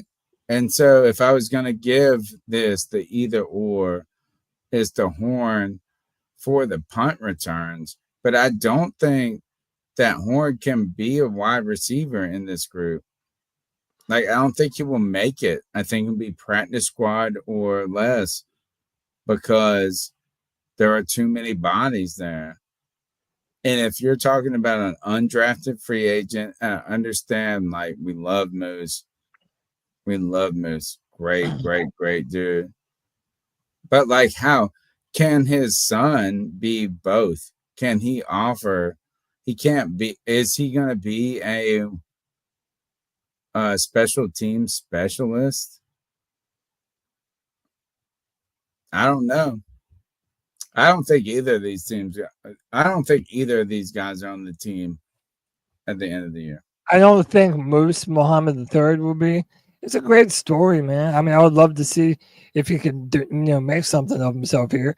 I think Jimmy Horn Jr., a lot of people really like him. And I think he does have more potential to be more than just a special teams guy. I think he can be more than that. Moose, I don't know. I've seen some good film of him, but I really think that he's probably going to be hard up to get a spot with Adam Thielen, Hunter Renfrow, now Jimmy Horn, who has top end speed. Yeah, I think it's probably an uphill climb for Moose. Both of these guys are practice squad guys. And I hate to say that. I'm not trying to diss on them, but it is an uphill slide. What do we got next? The chat room loves Jimmy Horn way more than you do, Tony. Of course they do. Yeah. You know what? I love Jameer Bird than everybody, but guess what? It's 5 years, 7 years, 10 years too late. He'll be better than Jameer Bird. Don't worry. Oh, and real quick, we have a short list. It doesn't even have them all. I tried to find a list to have them all. They're kind of hard to find. But and this is the final list of undrafted free agents. You can find a bunch of different websites that go into depth about what each of these guys do. But, we picked up a few different guys. We have a very deep roster now. So the cut to the 53-man roster is going to be interesting to watch and who ends up showing out in practice. Again, it sucks so bad that we're not going to be able to go to these. Bro, we got 3K. We're going to be flying over this shit. Watch out. No, I don't know, man. I think they CK-proof training camp this year. But that means it's indoor. Yeah, it's a bet. And last but not least, go to CarolinaCatChronicles.com. Buy you some merch. Buy a t-shirt. Buy a mug. Let everyone know you're a part of the dopest Panther fan community that there is.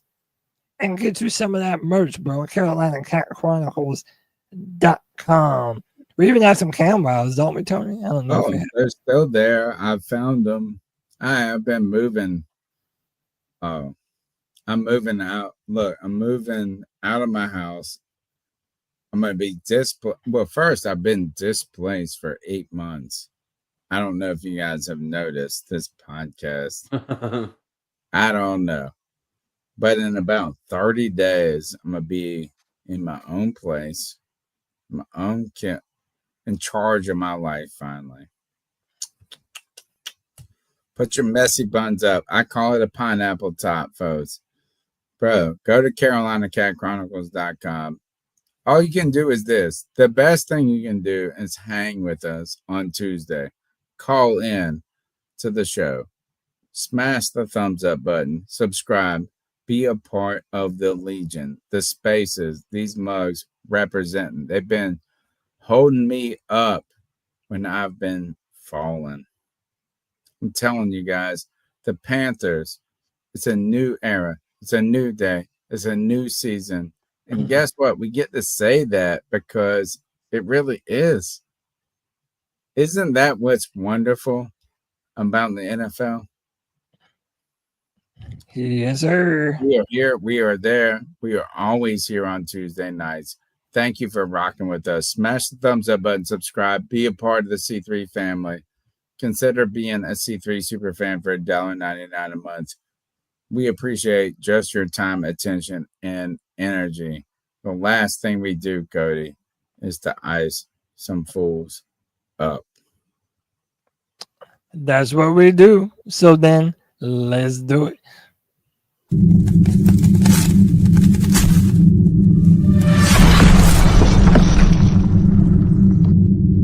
Ice up, son. Ice up. It's our homage to Steve Smith, where we ice whoever the fuck we want up. Whatever we want to tell, whoever we want to tell, it's time to toughen up to get it together. I don't know. I guess that's it. Who you icing up, Cody? So there's been a lot made of the fall of Shedeur Sanders. Oh, collusion. Yeah, everybody's shouting collusion. But like, I really do think people underestimate just how badly not only Shedeur handle himself in a lot of these meetings with teams. Shout out to Brandon Perna from That's Good Sports.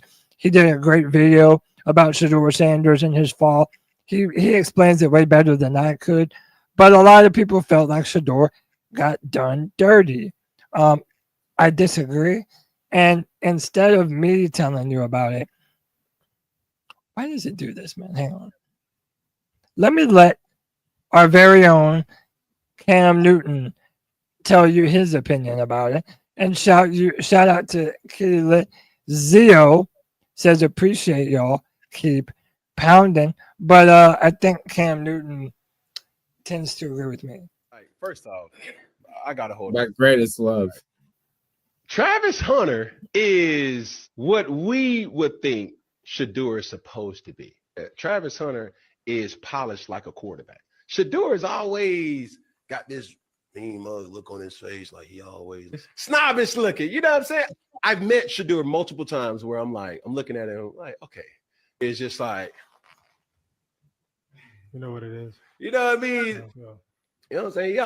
He always in character for a reason. Like, I gotta portray like I'm hard. Look, my whole thing with Shedeur is this: what win can he hang? Like, what performance can you hang your hat on? Can you hang your hat on in college? Yeah, Shedeur. Cam spitting, making a ton of points. Apparently, you remember when he talked? You remember when Shedeur wouldn't talk to Cam? Yeah, that's a shout out to Jamari in the chat. He said that him and Shedeur have beef. True. Yeah. But hey, man, look, dude, you have to purport yourself well, man. And apparently he went into multiple different meetings and just talked himself up like he was just better than the whole process. I think that matters to it too. I don't think that Shedeur had elite arm talent. I don't think he was this incredible physical athlete too. He is not the type of athlete that his father was. And he pretends like he is this once in a lifetime quarterback when in actuality, he probably should have taken an underdog mentality into this. He didn't throw at the combine, didn't run. Most of the way along the way, he felt like he was better than the process. Now he's in a loaded, I say loaded, it's one of the weirdest quarterback rooms that you could ever hear of, with Joe Flacco, Deshaun Watson, Dylan Gabriel, who they just drafted, now Shedeur Sanders. It's a weird one, but let's see if he can overcome the Browns. But ice up to Shedeur. I kind of felt like he put himself above this entire process, and he sort of paid the price because of it. CK? Yeah, I mean, it wasn't a surprise to me. I said it from day one that it felt like Shedeur Sanders wasn't a first-round draft pick. Do I think he was? He should have fallen to where he was? Probably not. But I also get it when you're making the decision to not throw at the combine or anything like that. I can understand like a Bryce Young making that choice, or a Caleb Williams deciding not to throw at a combine or something like that, because you're like, there's literally no reason for you to. You're going to go top 10. There's no question about it. Shedeur Sanders was always a question mark whether he was going top 10. You needed to be able to prove that and come into it with a little bit of humility. Now, we weren't a part of those meetings, so it's hard for us to be able to say he didn't do those things. And I'm willing to give him the benefit of the doubt that he is still, when you're growing up in an environment like that, meaning you grow up in money, you have somebody who is probably one of the most cocky individuals in Deion Sanders, which I think did him well in his NFL career. I think you're going to naturally take on a lot of those traits, and that can come off as a bit like you said, feeling like you're bigger than the entirety of the process, the world of the world of football. You're not going to, I think there's always going to be a fear that you're not going to be willing to come in to compete for a job, as opposed to being able to come in and be somebody who's willing to learn and then maybe take a opportunity later on down the line. Do you have an ice out pick for us tonight, CK? No. Let's just get out. No. All right, my ice out pick goes to this. Is bitches that are overly concerned about $5. Like this. Okay. Is that like if you are this concerned about $5, like, yo, you might have, we paid the tab and you may have paid $2 more than me. Well, we paid the tab the whole fucking time. I'm sorry. Get the fuck out of here with that $5, because I'm going to ice myself up on this as I stupidly put some money on those slots, the internet slots that make you money. Supposedly. And this motherfucker made $800. I thought I was dying. I was like, I got no luck. If you want to meet a motherfucker that you think has bad luck, it's me. You know what? I had bad luck since I learned how to crawl. And I got down, I like all of a sudden, boom, boom, pop, pop, pop, pop, pop. So you're going to come after me for $5 and I'll be jacking $500 into my bank account. Pop, pop, pop, you. Ice up to you and your $5 and cash out, motherfuckers. I did. I cashed out. I ain't sitting around. I ain't going to keep playing that no more. Cody. I didn't make no money because I'm broke. Damn, I'll be about, man, get these motherfuckers. Get us out of here. Ice up to all that shit. C3 Legion, we love you. We will be back this Friday at 7 p.m. for the C3 Friday Free for All, the show for the fans, by the fans. We appreciate y'all. We will be back next Tuesday night for another edition of the C3 Panthers podcast. That's the Professor Tony Dunn. That's CK in the dark, meditating or maybe falling asleep. And I am Cody Lashley, and thank you again for rocking with the C3 Panthers podcast. Until next time, keep pounding, baby. Let's go.